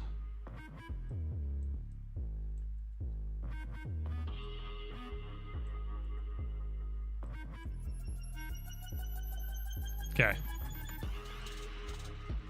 Just do 2 cameras, one inside, one outside, switching on.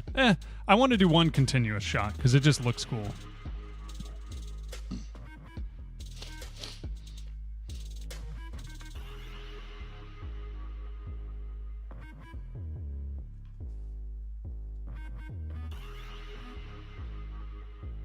It's kind of cool seeing it go up above and then coming up to it.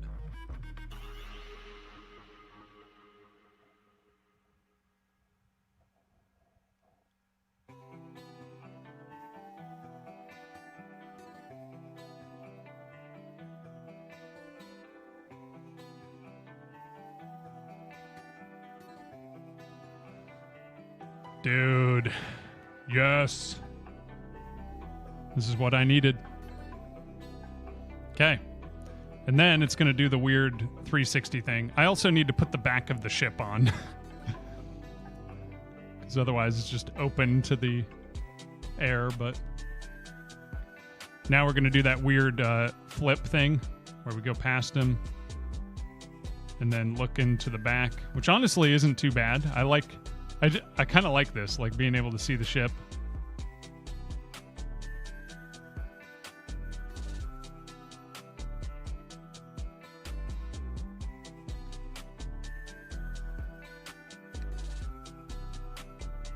Lower it a bit more. Oh, when it goes into the ship. Yeah, it could go a little bit lower there.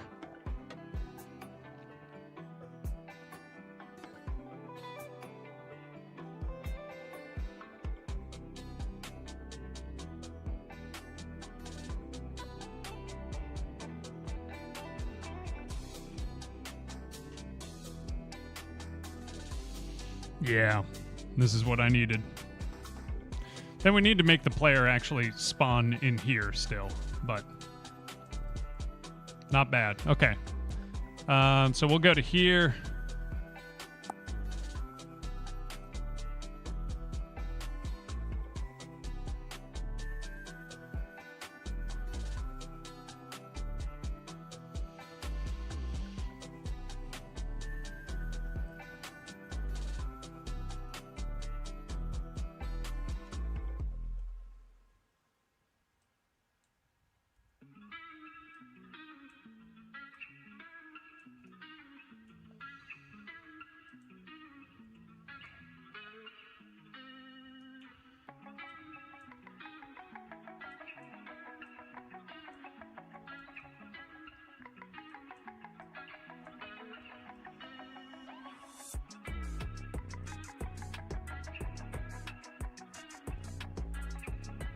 That might change things a little bit, but it's hopefully not too bad.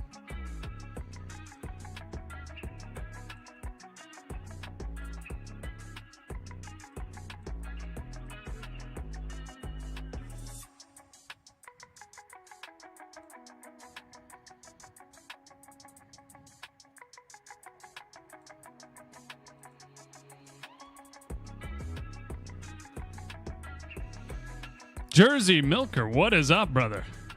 Good to see you, man. You want to see my beginnings of a cinematic here? Hydrate and posture check.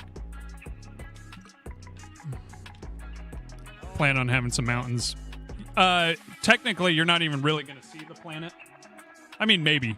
We'll see. You won't see it until you... Or you might see a fake version of the planet until you get into the spaceship. But obviously, everything is in flux right now because it's just the beginning stages. But Blades of Doom, what's up? Yeah, I'm really liking this. Okay, now it might be a little bit too low, and now it's pulling out.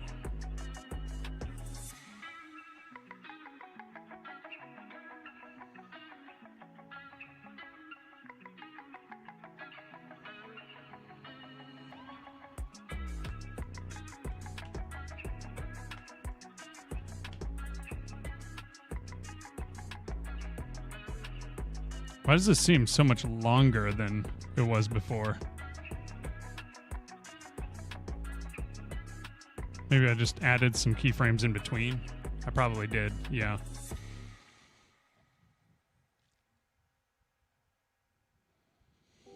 Chilling with a sleepy baby while I play a game. Nice.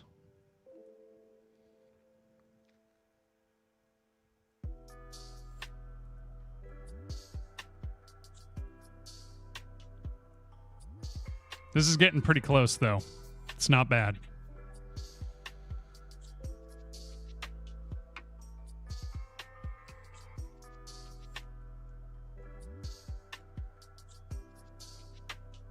Then we just kind of sit in the same position. I want to make the camera move a little bit.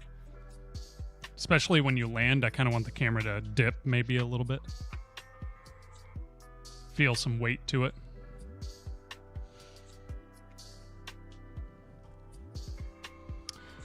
Yeah, I could have something like that RCB.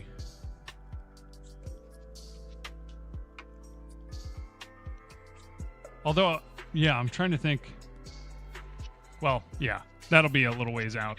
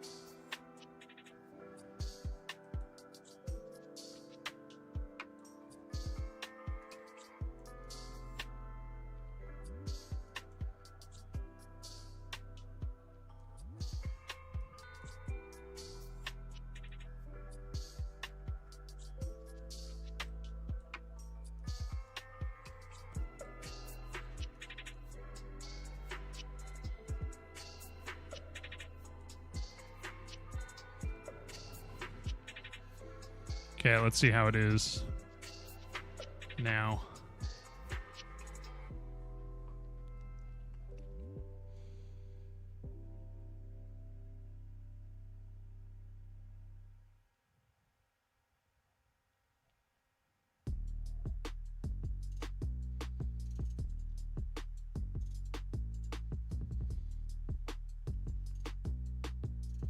I'll want to put some effects on the spaceship as well. Eventually here. Get the thrusters so you can see them. Okay. Coming in. Oh, we're dipping down again, but... Oh, that's not too bad. A little bit faster than before. Then we're here. We're focusing on the character. And I guess it's not too bad to hang around here if we have voiceover. And then we're going to go into that. This might be a little bit long, but if we have voiceover over the top, then you're just going to be kind of watching him as he pushes buttons. And then we get this surveil of the ship. Still, I should add the back door like now, because it's annoying seeing out the back of the spaceship. Come to here. We are kind of turning maybe a little bit too far right here, so we could keep it more focused on the player himself.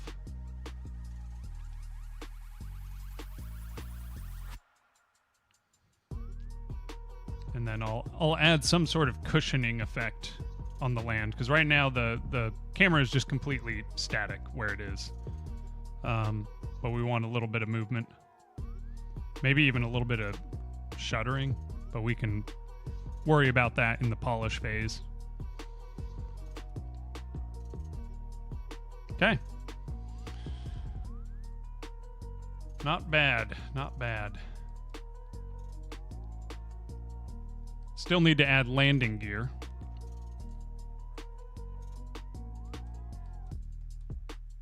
Yeah, that's what I'm saying. Some shuddering, camera shake. But I'm not going to do that until I want to make sure I have the beats laid out here. Okay.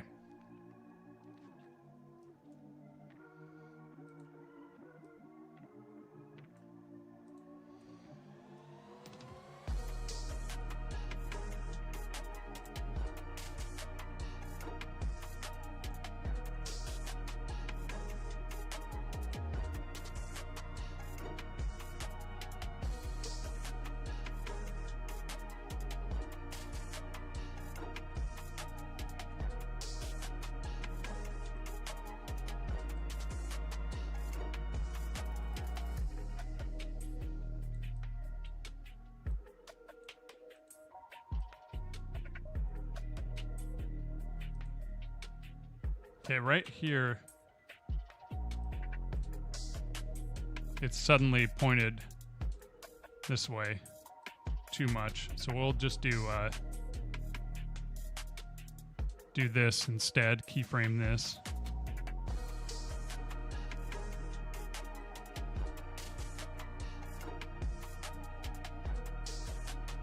Also, at the start, I don't want it to come too far up from the bottom.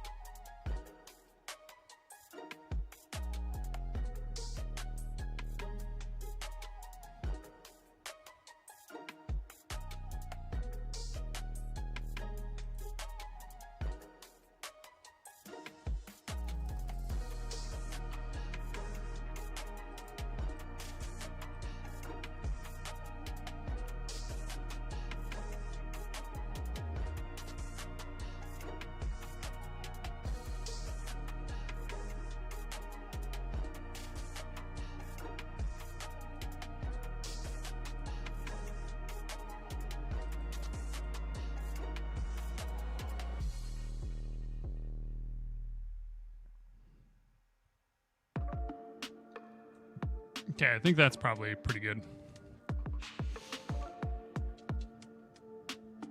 Can't wait to play the demo. Yeah, I mean, we're talking months out, but, you know. I'm gonna grab some grub and crash. Have fun. Oh, hey, take it easy, New Jank. Good to see you, brother. Have a good night.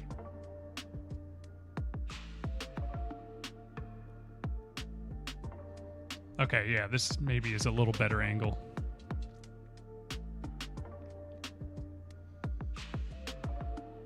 Yeah. Yep. This is the one. Yeah, baby.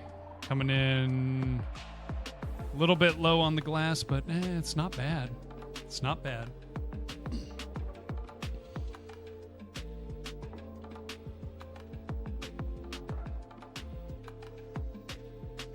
have our voiceover here, so that should help. You know, your admiral who sent you on this mission is giving you all the pep talk you need. Blood, glory, all that stuff.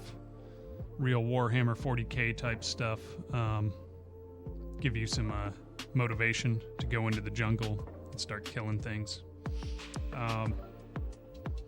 Yeah, I don't know why it's doing this turnaround thing, but I kind of like it. To be able to see the back of the ship. Okay, now we're doing a double turnaround. Not a huge fan of that. Not a big fan of that. So, oh, now we're going for the triple turnaround, huh? Okay, all right. Perfect. That's not exactly what I was looking for, but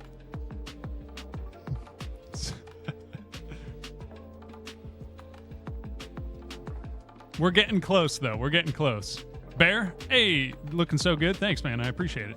Yeah, the triple turn. Really want to show off that back end of the spaceship. Okay, well, let's figure out what's going on there.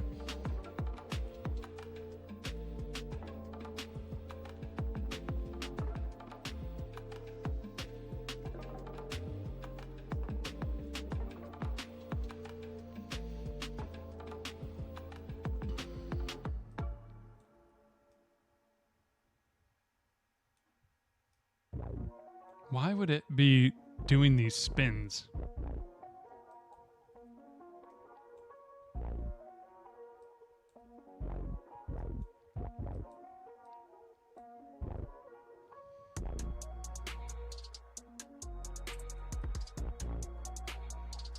Okay, how about we just get to here, and then we delete these keyframes, and then we get to here. All we do is we move this over, keyframe the position on it.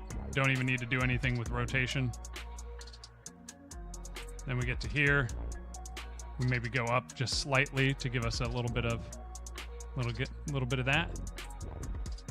Then we get to here. Maybe just a hair more. And maybe pointing down just slightly.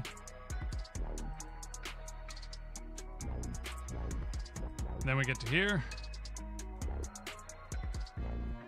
And we kind of just move it just slightly just to have some sort of effect.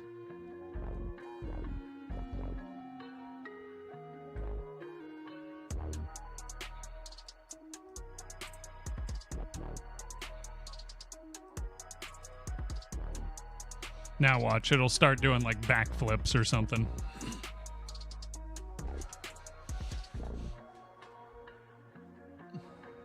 Keep rotating it in one direction. I was basically doing a sweep like that. So those were the keyframes. So it was going from here, but then it was doing all the way the opposite way. Wait, why did that not work?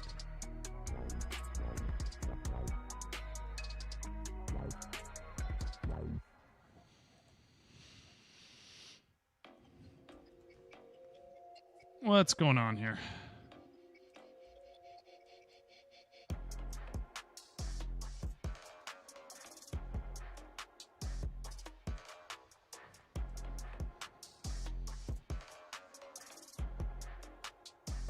There we go. That was weird. Rotate it to the left until you position it back to where you wanted, or you could just type in the rotation, whatever was in the rotation field. So if it was negative, remove the negative or add a negative. Kept rotating it to the left, so it just kept adding, subtracting more. Oh, okay. So if it goes into the negative, then it's going to try to go the other way around or something.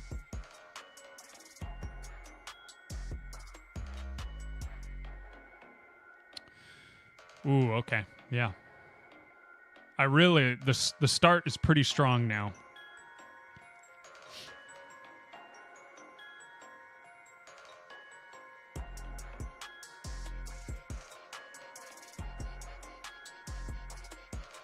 still a little bit slow around here, but I feel like once we have the voiceover going on, then it won't be an issue.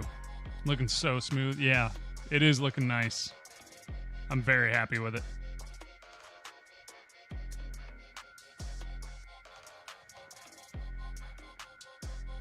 I wouldn't mind if someone clipped some of these. Oh, we're going to go for the spin. Please just be one spin, though.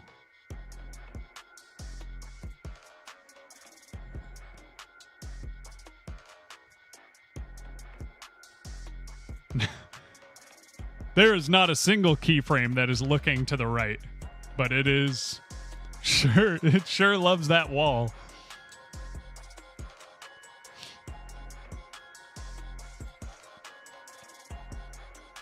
Cutscenes in GoldenEye 64. Okay, we're kind of raising up as we're coming in.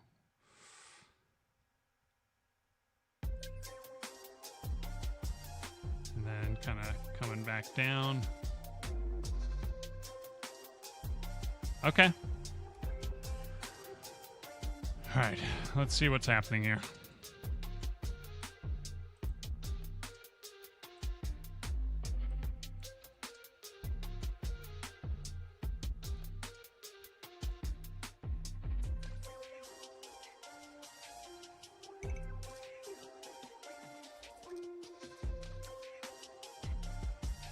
Now it's starting to go backwards.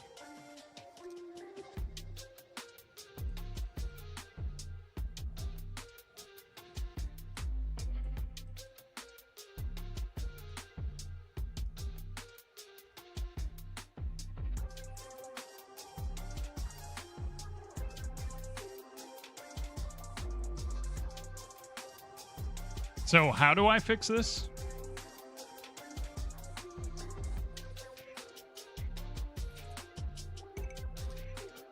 Type in the rotation as the opposite of whatever was in the rotation. Okay.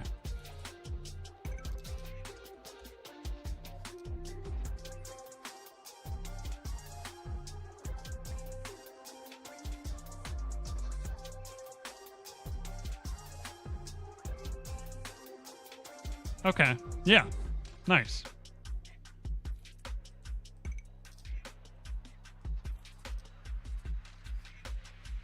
Now it's just staring at the wall, which means here I can do 40. Oh. Nope.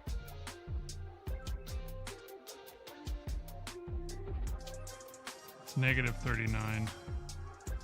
Wait, why is that? This one I can just turn it, right? Oh, there just isn't a rotation key there. I see.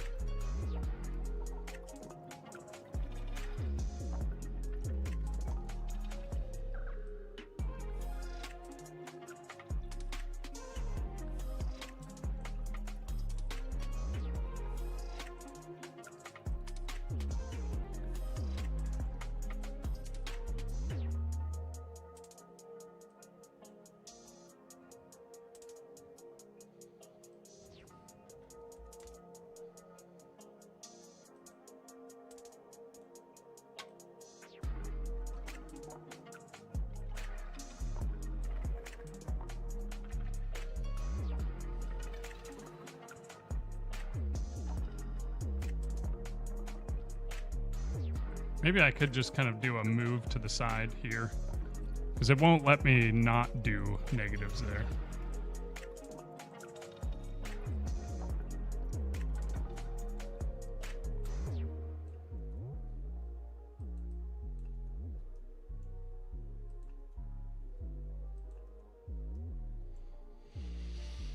Why? Why can't you just move from one place to the next? Why do you have to do this weird in-between weirdness.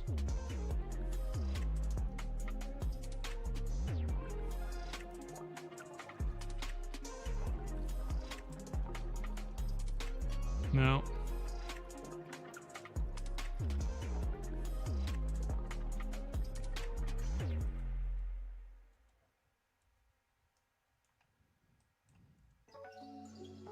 Like, what is keyframing it to look over there?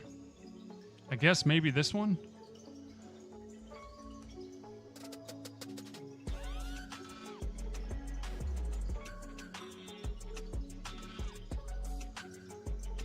Now it's doing a full flip.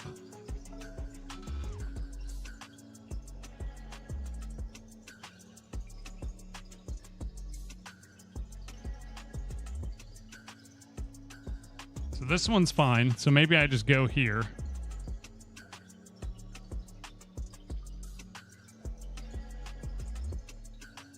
Reset this keyframe. Rotate it back around. Keyframe it again. What happens? Okay, it looks to the left. For some reason.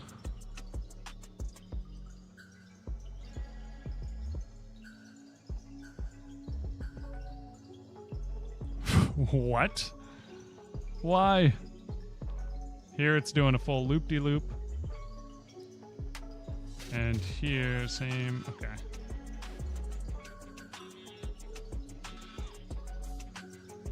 This, I guess I can just do 172 again.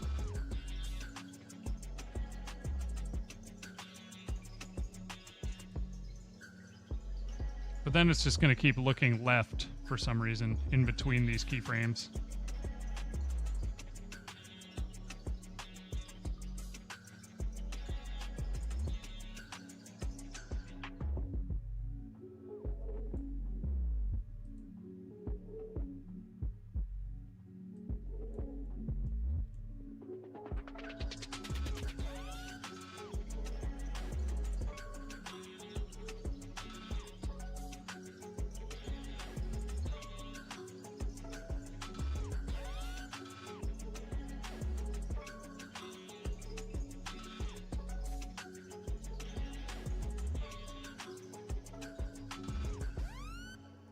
And it's backwards on this one again.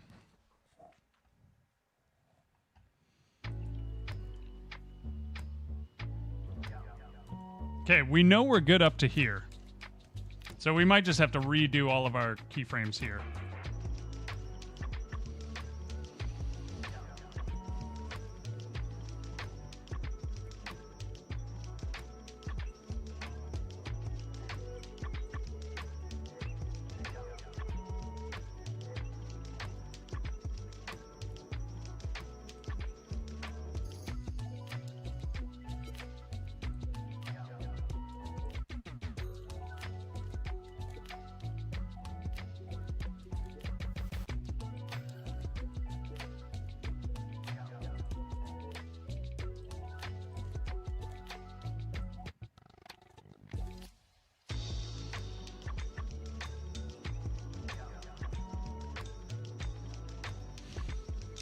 This looks extremely tedious. Fixing these issues definitely is. It's kind of fun planning it out.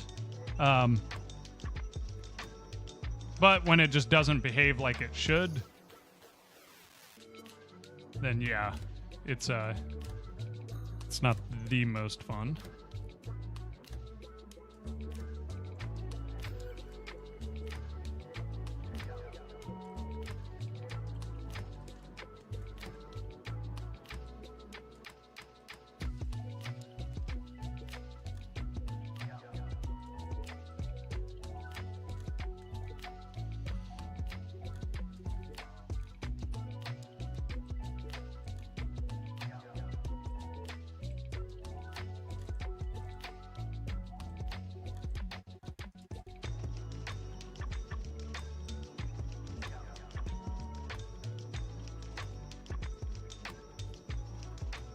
We'll just see if this works.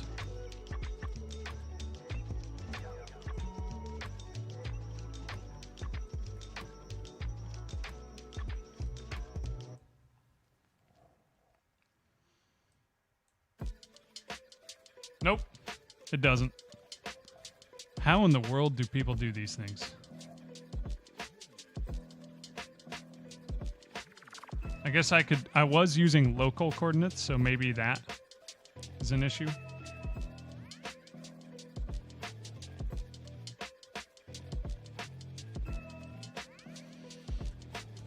No, because that was just for the editor.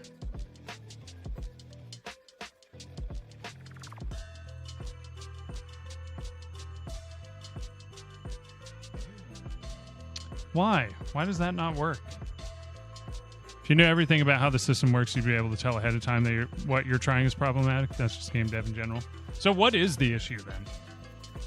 Like, what actually do you do in this situation? Or does it always break? Like, is there a way to do what I'm doing or no?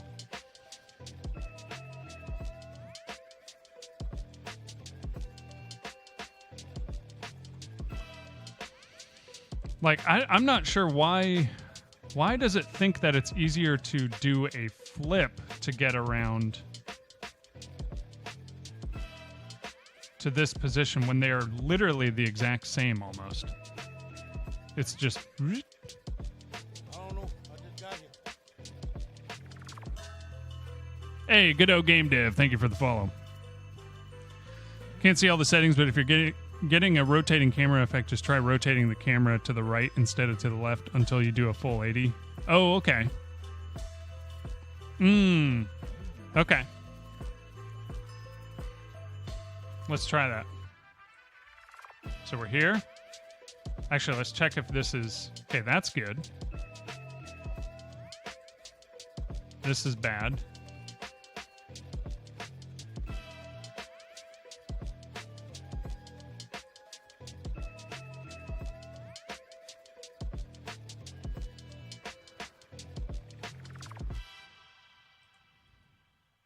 Okay. Let's delete these ones, because I think they are wrong. Okay, yeah, these ones are still good.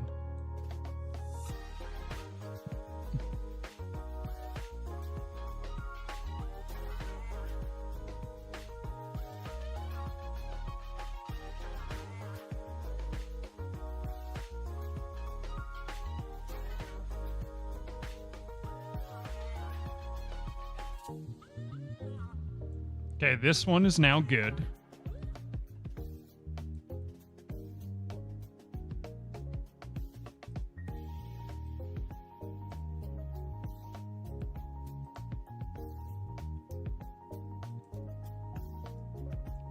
Okay, it's the fact that I went into the negatives, I guess.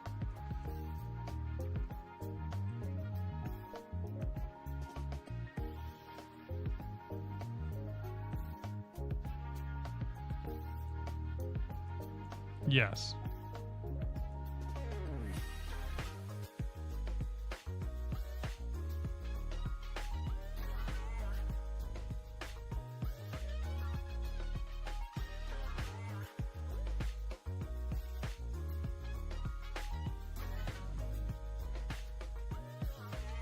I think if it does negative 360 to 360, it makes sense. IDK, what it does though. Yeah.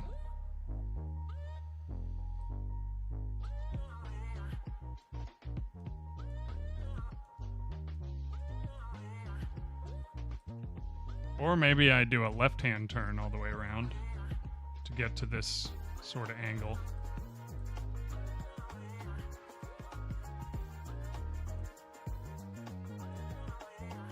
Nope, that does the same thing. Basically, anytime it has to rotate all the way around.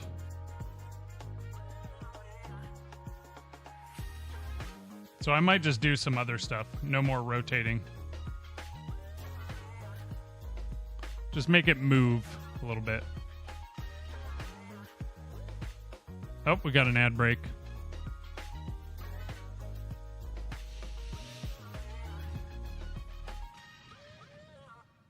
What's good, Godoer? Hey, Smooth Dagger, how are you? Not too much right now is going on. Well, I mean, we're working on a cinematic is what we're doing. It's actually not terrible.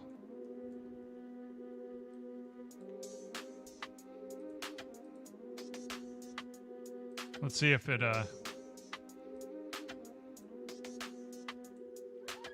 I'll show you what I got. Of course, the ad break is going, but...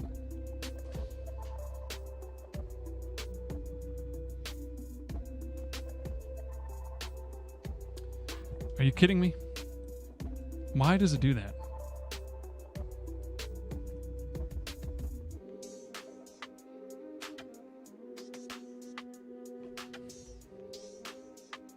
You gonna do that to me?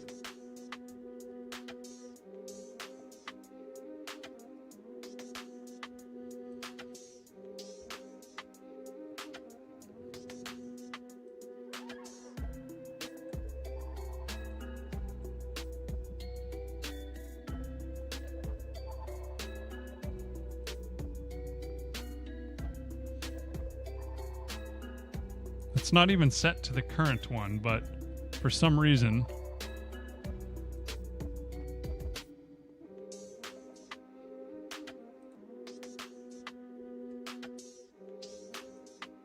Oh, is it because it's at the end?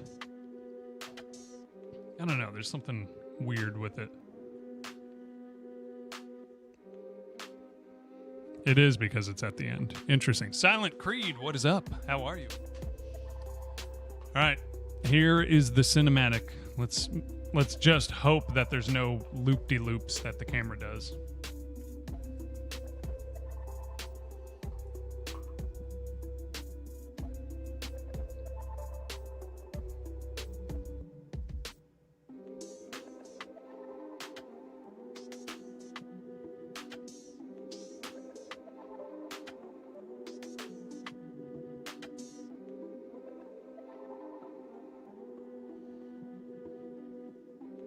Okay. The standard opening, which is, for the most part, pretty much good to go. If it might be a little bit slow, but, you know, this will all be stuff that we play with.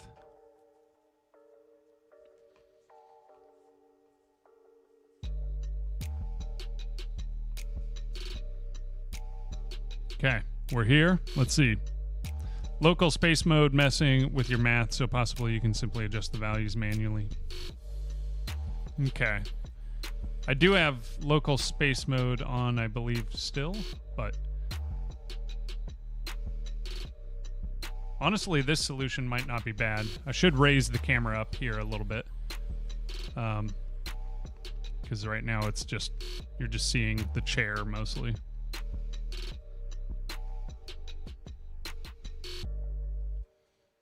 Yeah, it needs to be way higher.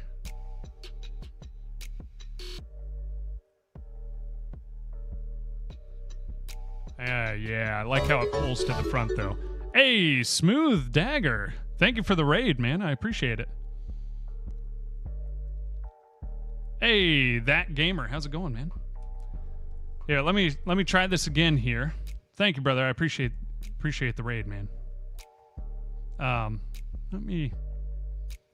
Let's see, I gotta go this, and then let's go to where the last couple, okay, like right here.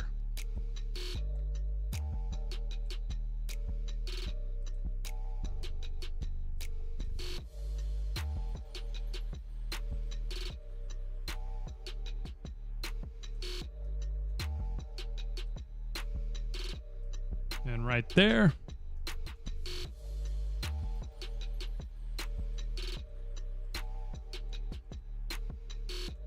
Then I think these last little bits are fine as the camera pulls in. Yeah. Okay, let's run it again. Got caught by the ads. Ah, I see. Yeah, welcome in. Catapult, how's it going? More rotations you add, the more messed up it'll get. Yeah. How goes the Godot world? Pretty well. We're working on a cinematic right now, so...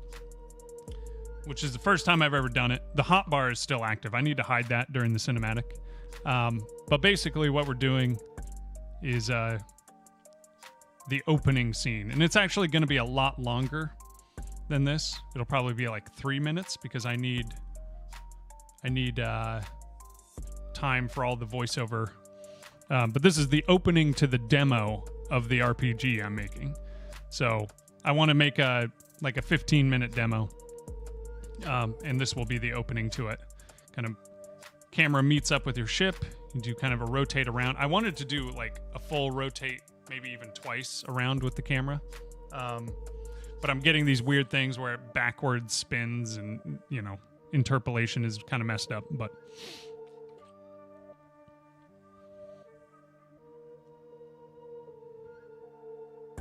so far, I'm liking this. Needs a button pressing animation. Yeah, I'll add that. Checkbox in the viewport top left previews the camera. Oh, okay. Got to use them quaternion. See, I don't really know anything about doing this these rotations on just a camera out in space, like, and animating it.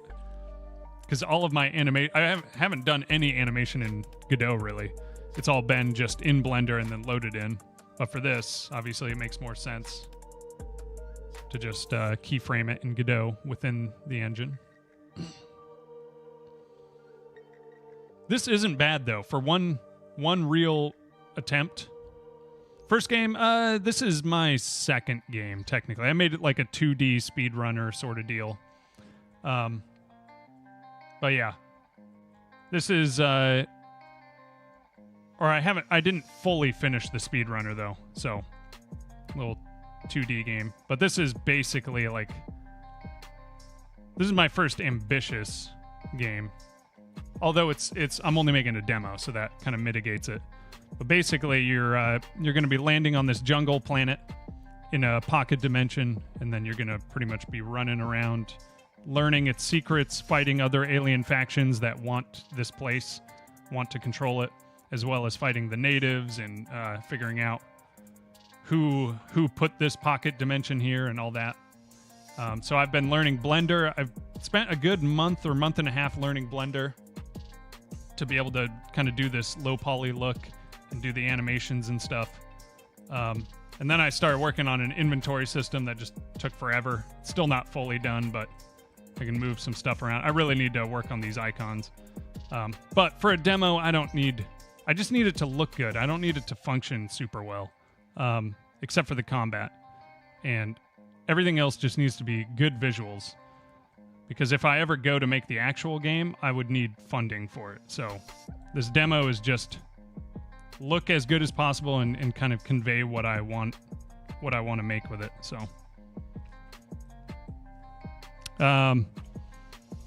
dig the low polys. Thanks, man. Yeah, that's kind of the only way I could really do it, because otherwise trying to do any sort of realism without knowing any Blender at the beginning was a little daunting. Solo deving, yep. Like pocket dimensions, yeah. The general idea is that there's a pocket dimension that kind of connects two universes. That's basically it. And then there's this planet within that pocket dimension. And so everyone's trying to figure out where it came from, who made the ruins, because I'm going to have some kind of structures, like little puzzle structures maybe. I might do one or maybe two puzzles that you can do in the demo. But ancient ruins, high-tech ruins, but also some very, very low primitive tech, because there's primitive people on the planet. And then there's the ruins of a high-tech civilization, basically. Pretty comes last. It's a learning experience. Yeah, for sure. This whole thing, even if it never went anywhere, it's been a massive learning experience. So it's been a ton of fun. Even just building systems like how the weapons work, using, resources to do the weapons, and I don't know. Animations were super fun to finally kind of figure out. They're still not done, because like his run is a little janky. Although it's not too bad. Like the strafing and stuff doesn't look too bad. The attacks could use a little work. But yeah. I do love these guys. Grass creatures. You hit them and they just burrow down. It's perfect. It's really coming along from the first demo with mannequins and streetlights. Yeah, definitely. Magnetonics, how are you? Good to see you again. But yeah. I just got it. Hey, Smooth Dagger. Thank you for the follow, man. Appreciate it. Yeah, I'm kind of treating this whole year as just... Because I started game development like 8 months ago. Like a legit attempt at it. Because I'd kind of dabbled before, but never for more than a couple weeks. So now this is my my first foray into 3D, like long-term foray. I did a little space like fighter simulator, but all it was is you just run around and shoot little spheres until they disappear. But 8 months, yeah, around there. I started at the beginning of the year, and I was just like, it was kind of my New Year's resolution in a way, was just grind at it for a year, give myself a chance. Pretty tired, wanted to check in though. Okay, yeah. Get some sleep if you need. No worries. Oh, Magnetonics, I should show you the new sort of halfway done cinematic for the opening of the game. It's kind of long, but wondering if I should put some headlights on the spaceship. Feel free to join the Discord. Yeah. To all the new people, it's small active community. Yep. Yeah, we got you can share your projects there. Get help with Godot if you're using Godot or other engines, But I just like to see what people are working on. I obviously also tag you when I go live, so if you are interested in keeping up with this game, you can join the Discord there. But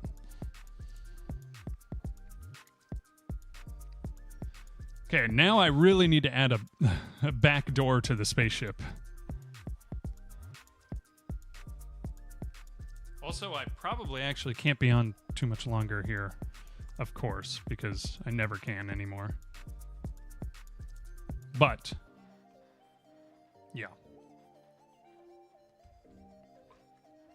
Headlights would be cool. Yeah, I think that would be cool, like these big floodlights that are on the front of the ship.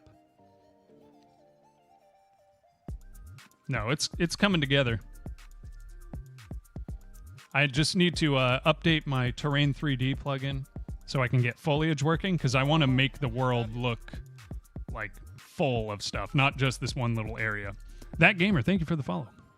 Interested to see the progress. Perfect. Yeah, I want to I'm kind of thinking a timeline of like maybe 4 more months to have the demo looking pretty good.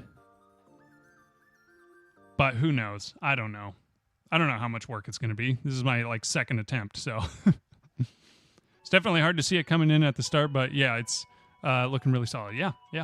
And I kind of want it where it's like you're just looking at stars, which maybe the lights would kind of defeat the purpose of that, because in the finished product, I want it to be you're looking at stars and then you notice the ship. Like it's small and then it comes in. Maybe you have like some sort of opening credit sort of deal, title scene or something. But yeah. Then there's the inside of the ship, which will be kind of your fast travel spot maybe eventually. I'm not going to do it where you can fly this ship around, but you're going to be able to store your stuff in the lockers here. This is maybe a little med bay or something.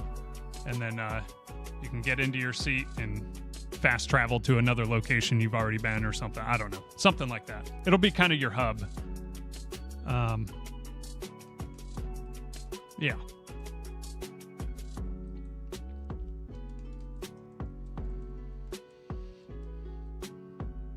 It's kind of amazing though what like a little bit of lighting, a little bit of fog, and some terrain can do.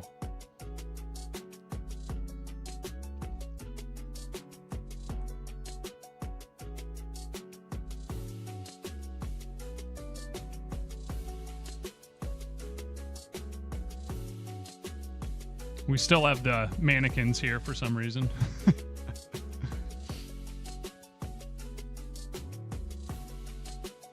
There's some random objects that I made like a long time ago in Blender, like this here. These street lamps are actually kind of cool, but I need to rebuild these buildings because they're just terrible. They're like some of the first buildings I made in Blender. But I think I could make some pretty sick like overgrown sci-fi buildings, because everything, I still need to figure out how to do all the vines. I want vines everywhere. Everything needs to feel super overgrown. Like the jungle is just constantly encroaching on everything, because everything in the jungle is supposed to kill you in this game. Just pop a Godot box mesh back there. Oh. Yeah. Yeah, I mean, honestly, I could. Just for now.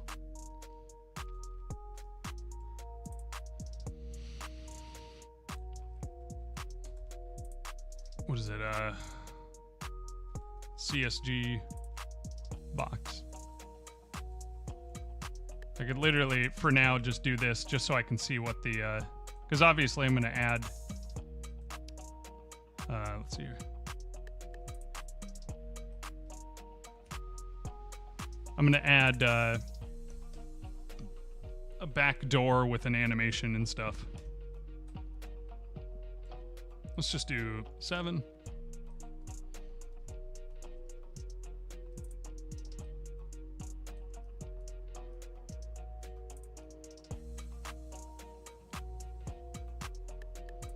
Let's go to our material. Yeah. Hey, Curtis Bender on YouTube. Thank you for the follow, man. I appreciate it. Or for the sub.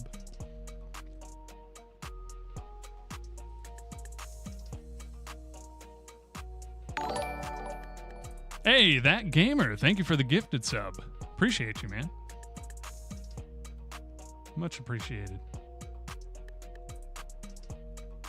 Roughness, metallic. Okay.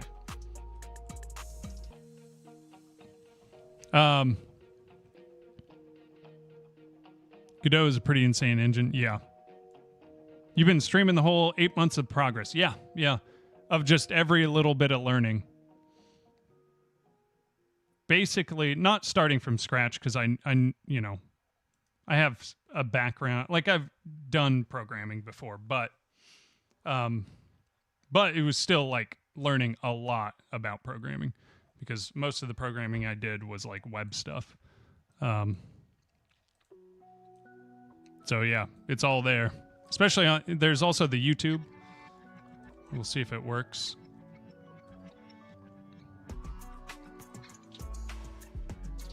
But yeah, you can follow over there as well. Godot node for repeating patterns along curves, not necessarily the most performant. So are you talking mostly for the terrain stuff? Been here the entire time for this game? Yeah, probably. If you remember when the character was still a knight, then you've been here for the... Which I guess I've only been working on this game for like 3 months, and I'm pretty sure I was off for like 2 weeks of that. I don't know. You can see on YouTube, though. But oh, for vines. I see. Yeah. I'll have to figure out something that is performant for that. Because I want to do heavy density. Okay, let me just see how this looks. Obviously, I'm going to switch it out later, but...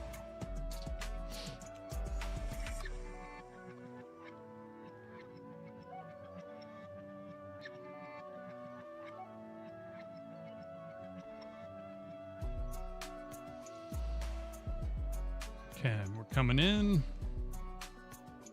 Hopefully the color on that CSG box looks okay.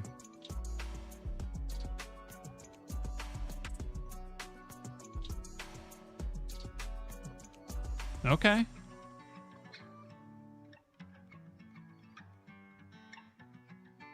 There we go.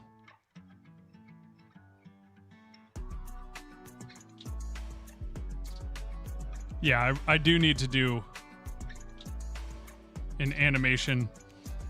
Although there should be, the sitting animation should be playing, and it's not right now, so. At least I can't tell if it is. It doesn't look like it, yeah. I know it's kind of subtle, but still. Okay. Yeah, that feels so much better with the spaceship fully enclosed. Ship shaking lightly as he flies. Yeah, we could add something like that. And some shuddering sounds as he's coming through the atmosphere. Maybe some particle effects on the windscreen.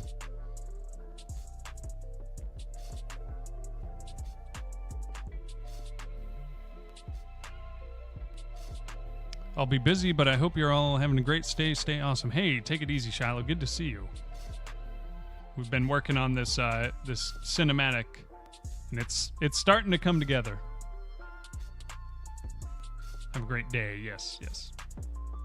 Good to see you, Shiloh, as always.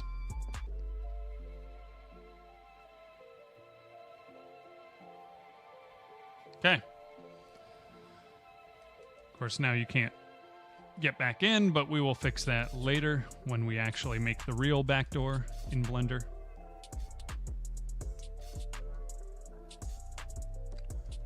I wonder, can you get yourself to sit in the seat from the outside? Doesn't look like it.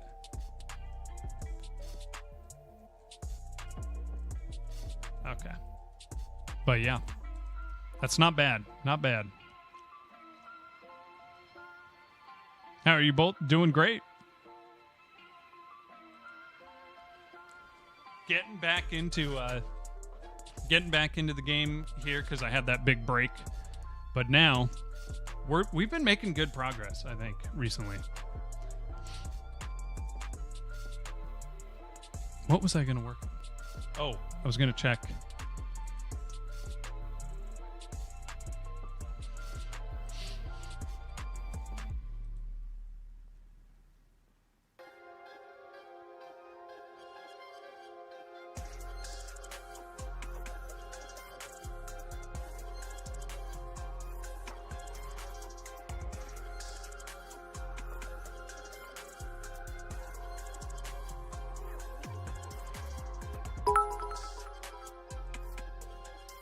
Hey, Daboot, 400 bits. How you doing, man? Thank you, brother. Good to see you.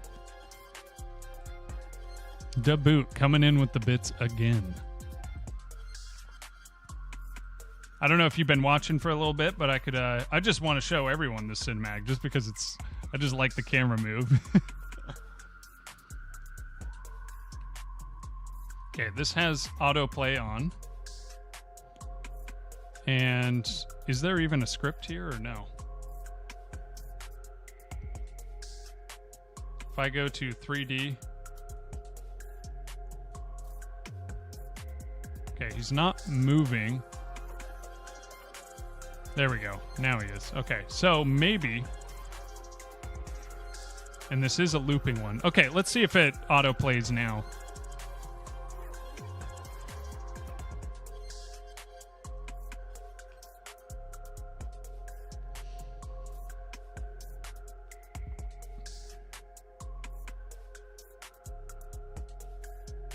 Oh, I can't wait to have voiceover and sound effects on this. It's going to be sick. And once I have the animation like fully dialed, have the robot pressing buttons.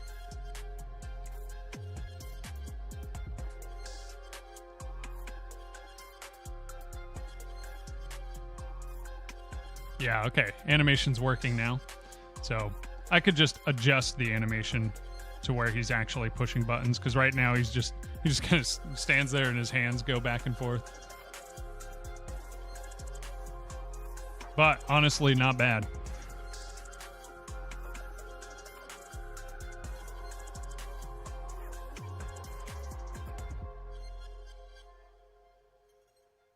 Yeah, this will be big. Got to go to bed, but I'll see you for tomorrow's stream, boss. All right, sounds good, Snowmeeks. Thank you for being here, as always. Good to see you again. Have a good night. It's finally the cinematic I was talking about. Yep, it's coming together. It's coming together. Yeah, Smooth, I'm kind of going, like I'm definitely going as low poly as I can get away with and stylize it, because I want the assets to be as easy to make as possible, since like I said, I only started learning Blender. I've only put like maybe five or 6 weeks into learning Blender. And a lot of that was on stuff I'm not even really using for the game. But love me some old school low poly. Yep. And then in certain areas, like on the character himself, he's got a lot more detail.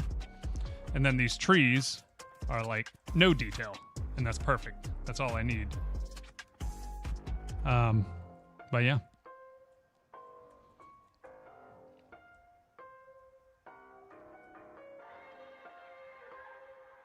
Solo dev is best with low poly. Yeah. And 3D really isn't that crazy. It's honestly easier than 2D. I'm fully convinced now. Unless you're talking like a 2D platformer. But 3D is just so nice. Once you know how to do 3D, and as long as the assets themselves, which I guess that's kind of the problem with 2D, really, is the assets. So if you take assets out of the mix, then they're both kind of the same. But I think 3D assets are easier because you can either find assets. I think there's better assets out there for 3D if you want to buy them. And there's also, I think it's actually easier to make assets for 3D. 2D sprites aren't bad. Yeah, it just depends on, like if you're doing a platformer or something, then you're only doing, one or two directions. Start doing more than that, and things start adding up as you try to scale the game. It gets pretty tough. In 3D, if I want to put armor on this guy, it's as simple as putting a mesh onto his existing skeleton. In 2D, you might have to redraw your character with some of them, or do some weird masking things. I don't know. It's just a lot. Takes forever. Texturing, UV unwrapping. Yeah. That stuff, no. There's no way. I'm not even going to touch textures on this game. I'm doing solid albedos. The most I'm doing is just albedo, roughness, and metallic settings. And that's it. And then I'm just going to use color theory to make it look good. Just get a good color palette, and that's all I need. Fire Emblem 2D sprites, I think, took 8 sprites each character. Yeah. That... If my original game was supposed to be a 2D isometric for this, but then I was thinking I have to do 8 directional movement and then animate every single direction with different like weapons and different. I mean, I could make it modular, and I could figure out a way to do it. But even then, I'm still having to do 8 directions for everything. Whereas this, I'm doing 8 directions, I guess, for movement as well on the character. But for most of the enemies, I'm not going to need to. Because I'm not going to have backing up or strafing, I don't think. I think I'll just have them turn to you and then move either forward or turn away and run back if they need to. Something like that. I'll simplify it somehow, but... Applying 2D skills to 3D. Yep. Toon shaders go a long way. True. Yeah. On the abstract level, making a 2D sprite, you are still applying the same mental simulation as 3D shading. Yep. You got to go into a large volume of specific stuff to figure out which is easier. Yeah. Let the calculations handle making it look pretty. That's true. I haven't even looked into any sort of shaders to go over kind of everything, but third axis can add a lot of complexity, and 3D requires more knowledge and skill, but skeletal animations require less tedious work. Yeah. Since you know modeling, you go very far with it. Yeah. You just put in, like, front load that learning, and then it's just so much easier. Like, for me, making a pixel art box that looks good is harder than making a 3D low poly box that looks good. I mean, both are very easy, but I think I can just go faster with 3D now when I'm doing low poly.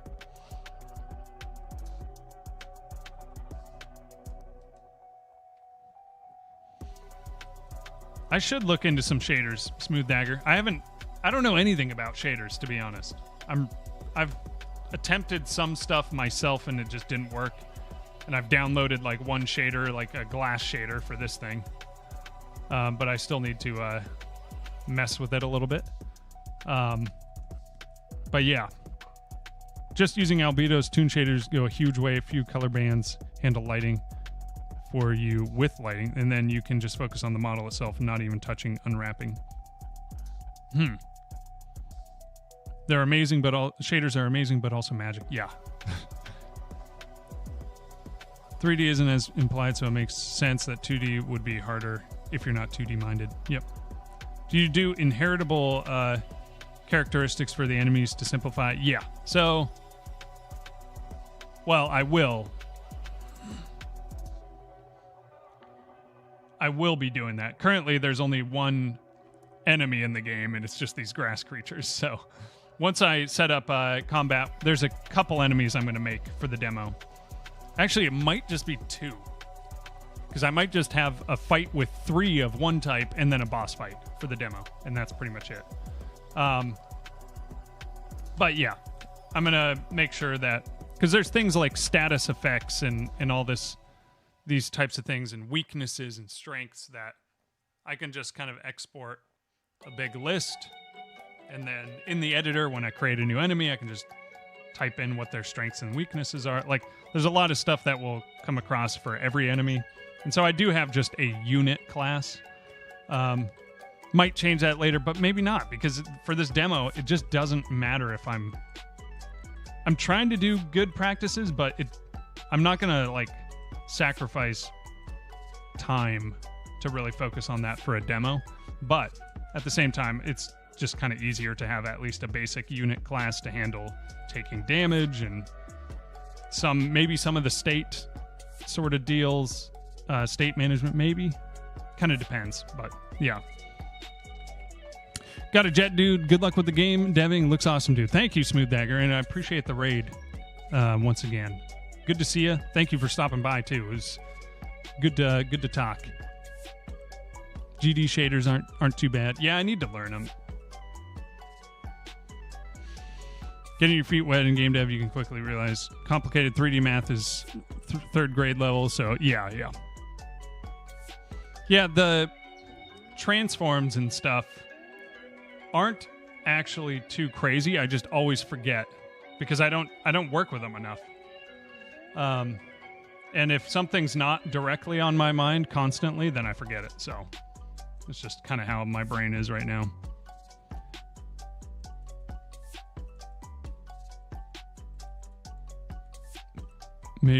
Has made math rusty, and I need to relearn trig and geometry. But I always get by with minimal knowledge. Yeah, that's why I'm scared of 3D. Thing is, you can figure out whatever you need to do to rotate and transform and stuff. Like, I always have to end up looking it up, but it's like, okay, it takes 10 minutes to iron out some issues usually, unless you're doing something really complicated. Godot has classes like C#, yep. So you can make a base enemy class that each can inherit before you apply unique characteristics. Yes, yeah. So, and then you can do... So this is how I have it set up. What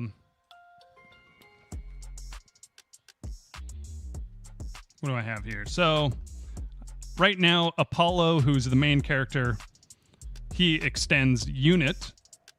And then what does unit have in it right now? Okay, unit extends character body 3D, which is a base class in Godot. We have things like the enumerator teams, so you can be bad or good. We have this variable teams. I'm trying to remember what that was. Oh, right. We just set your team to be one of these.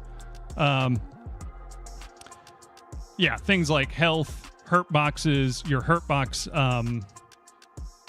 variable, resistances, weaknesses, your hurt box hit stuff. So whenever you take damage, some of that stuff is in here. Can damage, checking whether or not you can damage, because if you're on the same team as something, then you're not going to be able to damage them. And then things like the die function, which needs to be built up because it's just a queue free. But yeah, so we have that, and then everybody just kind of inherits from it. I might do an enemy class too. that inherits unit, and then maybe the characters inherit from. But I don't know if I'll need that because, like I said, on this demo at least, because if I actually go to build the real game, I'm going to be rebuilding everything. But on this demo at least, there's just not really any reason to go too deep with the whole inheritance stuff. But you know.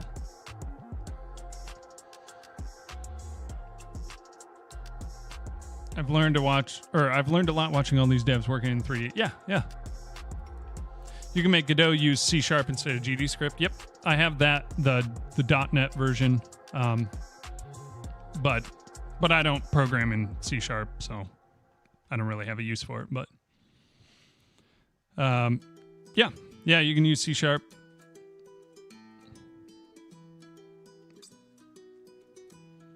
Yeah, RCB, you should try a 3D project. It's fun. You can just use assets, free assets online too, to start off with. A few tutorials to get it set up. It's not too difficult. Yeah. For realsies, got a jet. Nice meeting you. You too, man. Thank you for being here. Appreciate it.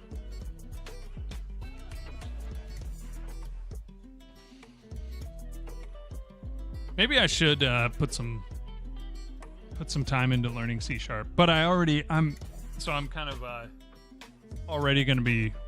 I just have no time nowadays because I'm already trying to learn another technology, which I'm probably going to be doing off stream. But it is getting late, and I've been streaming for 3 hours, which is better than I have been able to. Recently, it's been like 2 hours, and that's it. But I do need to bounce.